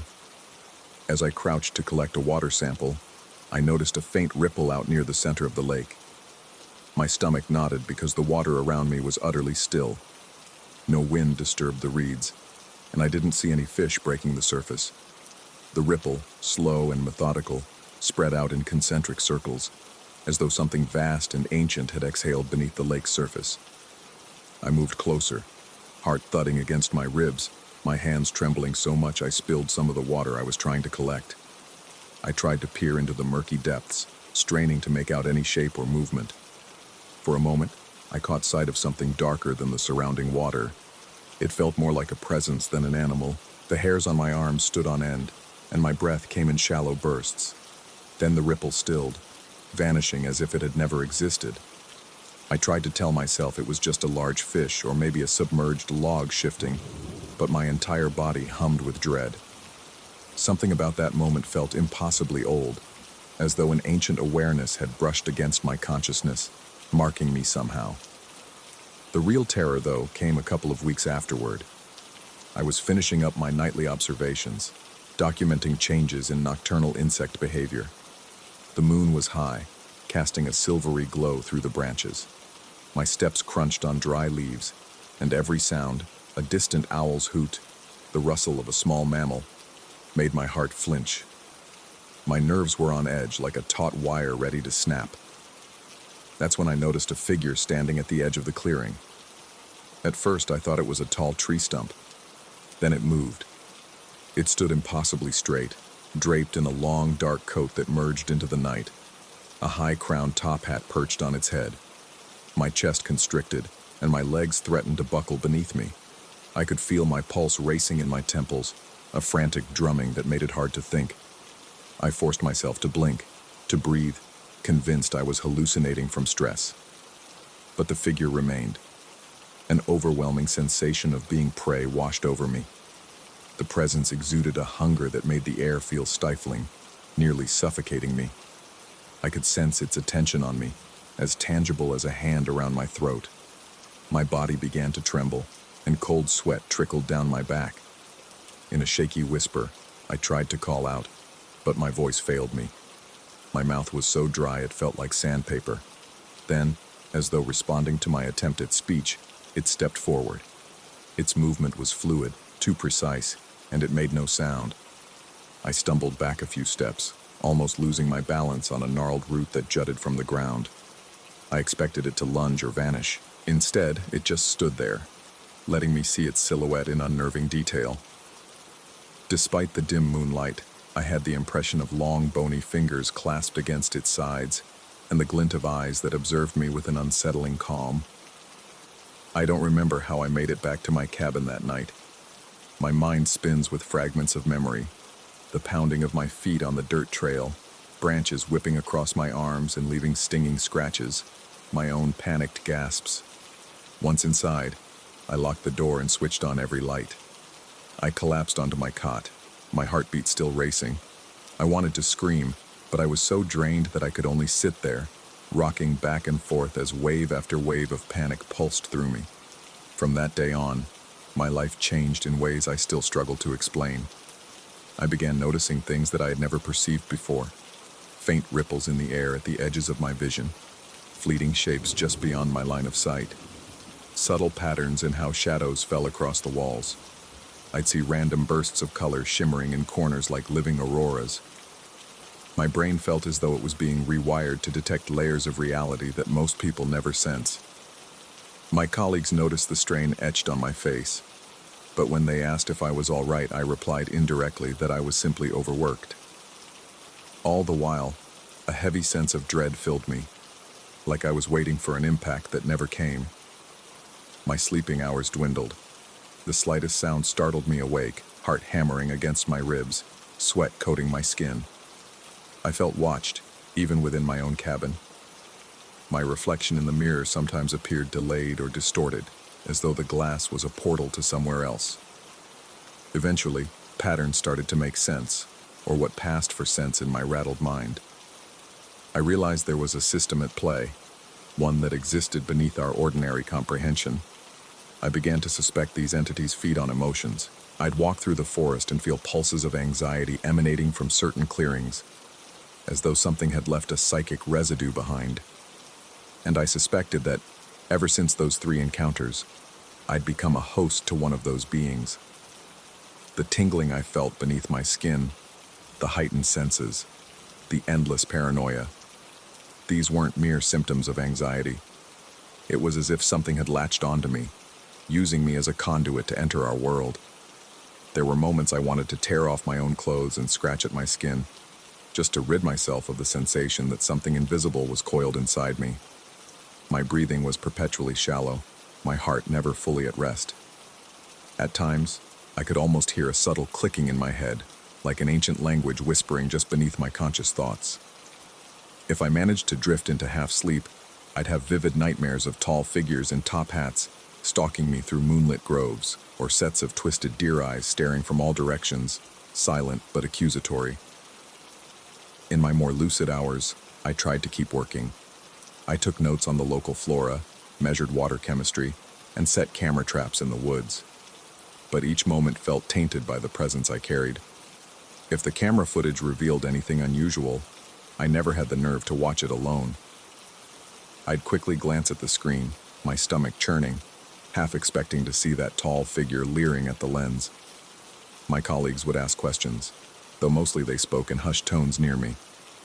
I'd respond with half-truths. Stress, nightmares, the pressure of deadlines. Inside, I was convinced that if I revealed the truth, I'd be labeled delusional, or worse, I'd become more isolated, right when I was desperate for any sense of normalcy. Over time, I became convinced these entities work together, an interdimensional ecosystem feeding on human fear, anxiety, and doubt. Perhaps they shift between realms, using our world as a vast hunting ground, and I, unwittingly, had been singled out. My repeated exposures to them had opened my mind, making me more receptive to their presence. I was both a resource and a liability, a living beacon they could use to expand their territory. My final night in that reserve, I decided I couldn't stay there anymore. My nerves were shot. I planned my departure with methodical care, packing only essentials, leaving behind anything I couldn't carry easily. The air outside was thick and muggy. Each breath felt like I was swallowing liquid fear. Every step through the forest was torture. Twigs snapped underfoot like distant echoes of my pounding heart. My skin tingled with the constant anticipation of seeing that tall figure again. But I didn't see him, nor did I see the deer or sense the ripple in the lake. Instead, I felt them all around me, an invisible chorus of watchers, silently tracking my progress. My body was slick with sweat, adrenaline coursing through my veins. My lungs burned from shallow, rapid breaths. The shadows seemed to shift, occasionally forming spindly shapes that flitted away when I turned my head. I reached my vehicle parked at the edge of the reserve and fumbled with the keys, my hands shaking so violently that I nearly dropped them.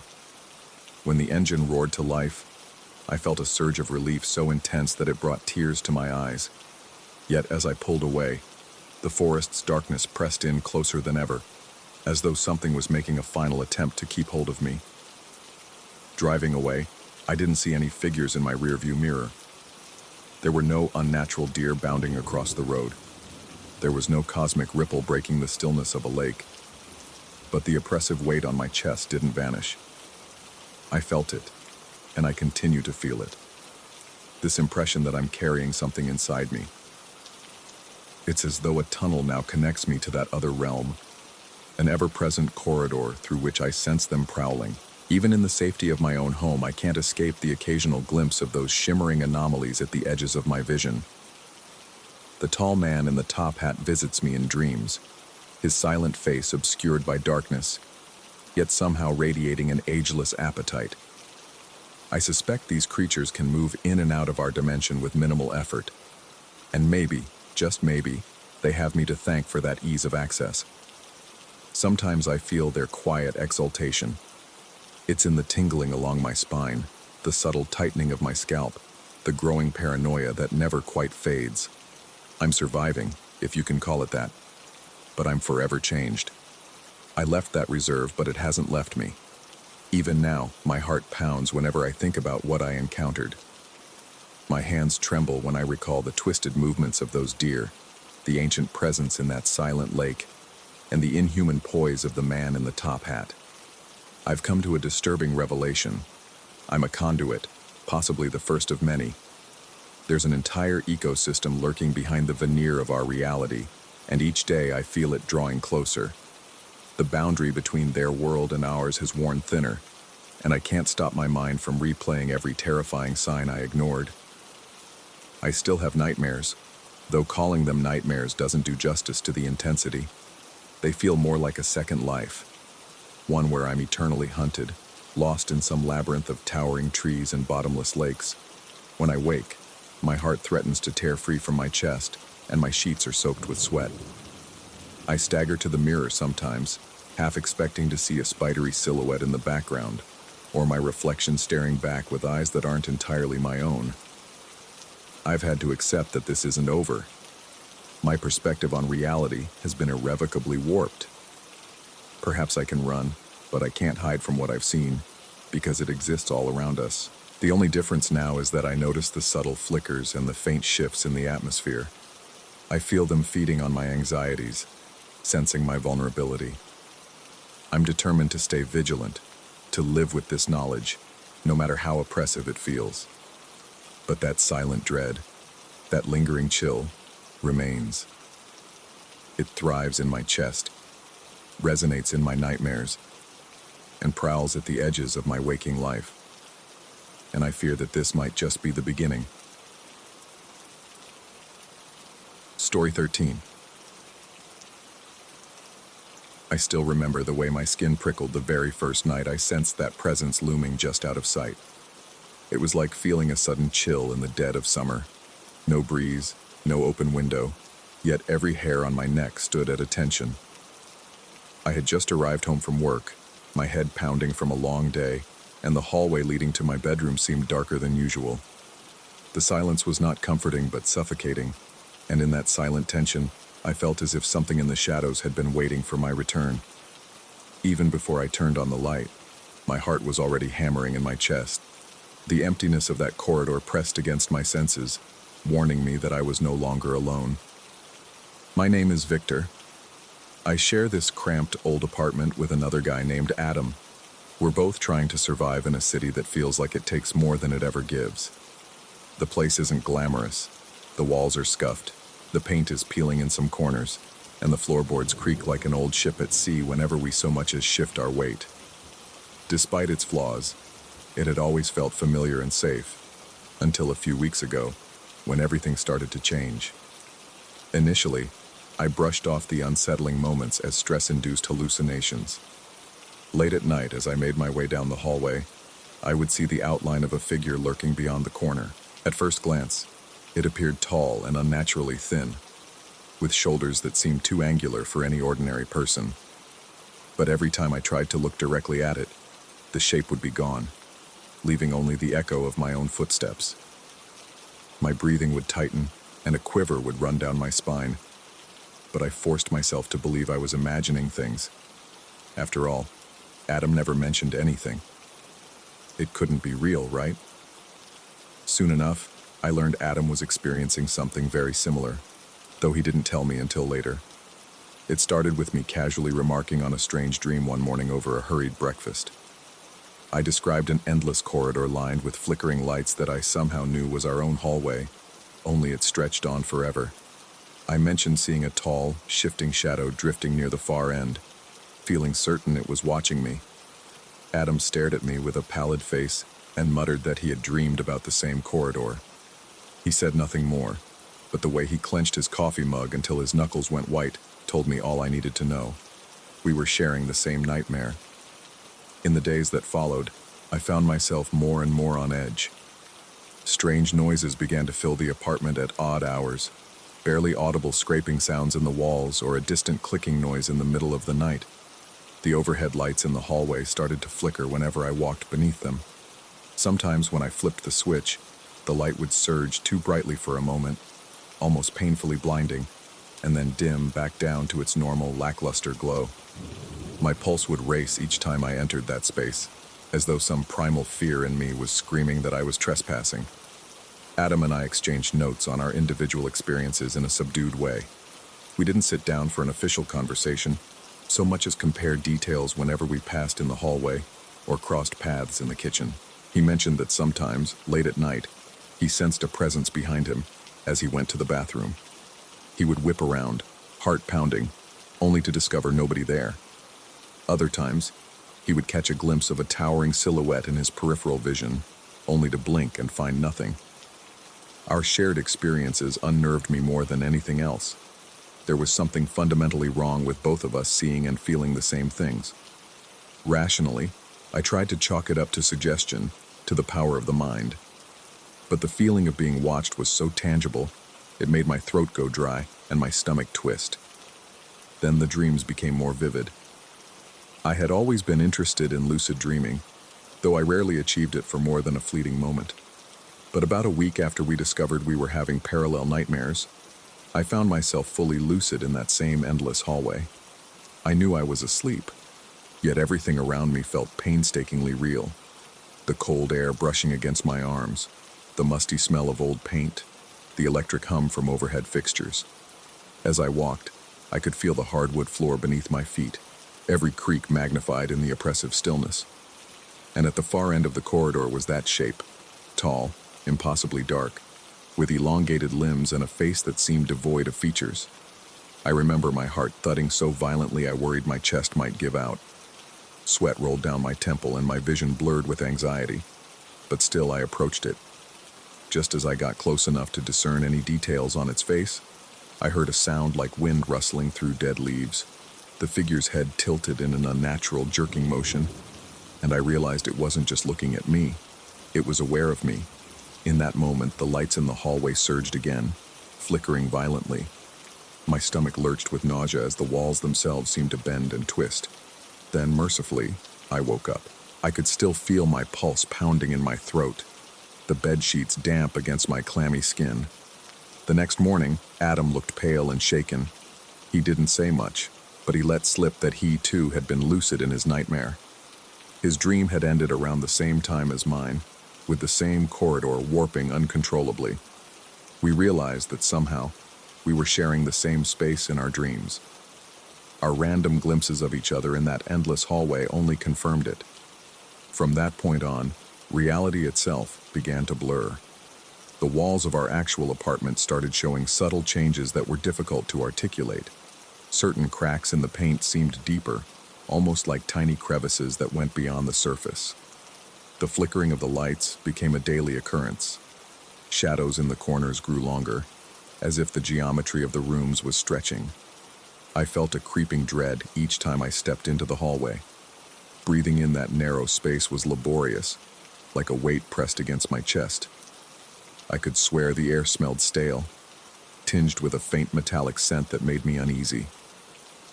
My encounters with that tall figure grew more frequent, not only in dreams but also in those borderline states between sleeping and waking. Sometimes, I'd jolt awake at 3 a.m., convinced I saw someone standing in the doorway. Other times I'd be half asleep on the couch, and I'd feel a lightness in my limbs as though I was drifting off, only to sense that presence behind me. I'd jump up, panting and sweating, heart thrashing against my ribs. The apartment itself was no longer a place of rest. It had become a place of vigilant watchfulness. Adam tried to research what was happening. He scrolled through obscure forums, reading about shadow people, interdimensional visitors, and other bizarre theories. He mentioned to me that some texts described entities trapped between worlds, feeding off people's energy in the borderlands of consciousness. I didn't want to believe any of it, but the rational part of my mind was coming up short with explanations. I simply knew that something was terribly wrong, and each day it felt like we were losing a bit more of our grip on reality. One especially harrowing night, I decided to confront the figure in a lucid dream. I practiced techniques to maintain lucidity, counting my fingers, focusing on a fixed point until everything sharpened into clarity. When I finally drifted off, I found myself in that stretched corridor again. I felt cold sweat sliding down my back, my heart pounding so hard I was almost dizzy with fear. I forced myself to keep walking, each step echoing loudly until I reached the silhouette. Adam was also there, just behind the figure, or maybe only a reflection in the flickering lights. Through the oppressive darkness, I sensed a chaotic energy pulsating from the entity, a slow but relentless force that seemed to tear at the edges of my consciousness. I demanded to know what it wanted, though my voice emerged as a trembling echo in the corridor. Its head twitched, and in a motion that blurred my vision, the figure shifted closer. It was then I understood, not through words, but through a profound awareness that flooded my mind. It was trapped between dimensions, seeking a bridge into ours. Every moment we spent in our half-awake states gave it a chance to tighten its grip. Every dream encounter let it reshape our reality. My stomach churned as the walls around us rippled like liquid. The corridor began to tear open to reveal glimpses of a howling void filled with swirling shadows. I felt my sanity straining at the seams. In that moment, the figure radiated a sense of triumph, or something akin to it, and I woke up gasping for air, drenched in sweat. The faint streetlight through my bedroom window seemed painfully bright as I tried to reorient myself. My bedroom walls no longer looked solid. They felt as though they were gently vibrating. The air was thick, leaving me short of breath. When I managed to calm myself enough to leave the room, I found Adam seated on the couch, eyes wide, chest heaving. He appeared half catatonic, but he indicated he'd had the same revelation. The apartment was slowly being replaced by the entity's realm. As the days went on, our sense of linear time began to fracture. I would stumble out of my room, thinking it was morning, only to find the kitchen clock telling me it was well past noon. Sometimes the hallway lights would flicker for what felt like ages, and I'd catch glimpses of swirling darkness outside the windows, where there should have been city lights. My heart never seemed to slow. I lived with a constant drumbeat of anxiety in my chest, my breath shallow and ragged. Sleep provided no relief. It only tethered me closer to the creature's domain. The apartment itself felt like a living thing, each creak in the floor a ragged inhalation, each flicker of light a twitch of some hidden nerve. I could hardly focus on my daily tasks. Even reading a single page of a document for work was monumental, as though the letters were swimming on the paper. My mind would replay the dream corridor whenever I closed my eyes, forcing my heart to race anew. Adam became more reserved, pacing around the living room or hovering near the windows, as if searching for a crack in reality he could escape through. On one particularly tense afternoon, he described an idea he had found on a forum about banishing intruders from dreamscapes. He claimed that if we both entered the dream consciously and forced a breach back to our reality, we might trap the entity on the other side. Though it sounded impossible, the terror eating away at me made me willing to try anything. We prepared that night by staying awake as long as we could. Our plan was to fall asleep around the same time, maintaining a semblance of control. My heart pounded as I lay in bed, listening to every subtle noise. My palms were slick with sweat, and my throat felt parched. Eventually, exhaustion took over, and I slipped into that semi-lucid state, where the corridor awaited like a recurring nightmare. There I was again, the flickering lights overhead casting sporadic flashes across the warped walls. Adam stood next to me, or at least a projection of him in this shared dreamscape. Our eyes locked. I could feel my pulse throbbing in my temples, a blend of fear and grim determination. The figure materialized ahead, blending seamlessly with the shadows. It loomed taller than ever, its elongated arms stretching out in a gesture that resembled welcome or entrapment. The air crackled with tension, and every instinct told me to run. Instead, I held my ground, teeth clenched so tightly my jaw ached. I felt the walls vibrating again, threatening to give way to that tumultuous void. The figure lunged forward with dizzying speed, and for a moment, I felt its dark presence inside my mind, a sensation of unimaginable cold. My whole body shuddered, limbs trembling as if numb. I fought to keep my eyes open. Summoning every ounce of will, I visualized the real apartment, the scuffed walls, the chipped paint, the faint smell of detergent in the living room. I forced that reality into focus. Everything trembled violently around us as cracks of light formed in the dream corridor, tearing open sections of the endless hallway. The figure screeched in that leaf-rustling voice, and I felt a sharp pain in my chest, as if my heart were being gripped by icy fingers. The corridor began to collapse inward, and the vacuum-like pull of the void threatened to swallow everything. With a final surge of terror-laced resolve, I yanked myself out of the dream. I awoke in my bed with a strangled gasp. My heart felt like it might burst, each beat pounding against my ribcage. Adrenaline coursed through my veins, leaving me shaky and nauseous. When I finally willed myself to stand, I realized the apartment was eerily still. The oppressive weight in the hallway felt lighter, though not entirely gone. Adam was on the couch, breathing heavily but awake. He managed to convey that he too had wrested himself free at the last moment. Over the following days, the flickering in the apartment subsided. The hallway still gave me a sense of unease, but I no longer glimpsed that towering shadow in the corner of my eye. The oppressive odor faded, replaced once more by the stale yet familiar scent of old paint. I felt as though I had wrested back control over my sanity and my living space, though a lingering paranoia remained. Every minor change in lighting made my heart skip a beat. Every shift in shadow set off alarms in my mind. Sometimes at night I'd wake up sweating, convinced I felt that presence hovering by the door, only to find nothing. The sense of living on the edge never completely disappeared. Even now I question whether we truly forced the entity out, or merely delayed its full arrival. When I stare too long into the dark corners of the apartment, I swear I see faint undulations in the shadows. Adam and I rarely speak of that period. We go about our routines with tense smiles and an unspoken understanding that we share a secret we can't quite articulate. Yet a persistent dread gnaws at me whenever my thoughts drift to that chaotic void we almost fell into. My heart rate quickens, and my chest feels tight at the mere memory. There is a distinct possibility that the entity lingers in the periphery of our dreams, waiting for the right moment to tear a new rift between worlds. The scariest realization is how closely our world aligns with others, how thin the fabric separating us might be. I suspect it watches us from behind the scenes of reality, still searching for that point of entry. Maybe my fight for lucidity in that final confrontation was only a short-lived victory, a temporary patch over a gaping wound. Sometimes, late at night when I'm on the brink of sleep, I catch the faintest echo of that leaf-like rustle. My pulse surges, and my breath hitches in my throat. Even if I reassure myself that it's just my imagination, a part of me can't fully believe it.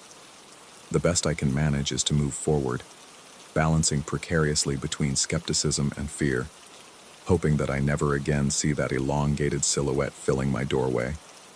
But in those final moments of drifting into slumber, I can't help feeling watched. My body tenses reflexively, remembering how fragile the boundary between dreams and reality can be. And I know, deep down, that the figure we confronted might still be out there, an interdimensional traveler biding its time, watching from the shadows that exist between our world and its own. The apartment may appear normal for now, but in the silence, when the lights flicker just so, I can sense the echo of that otherworldly presence. It reminds me that once something has found a crack in your reality, it never truly goes away. It simply waits patiently for you to drift off again, or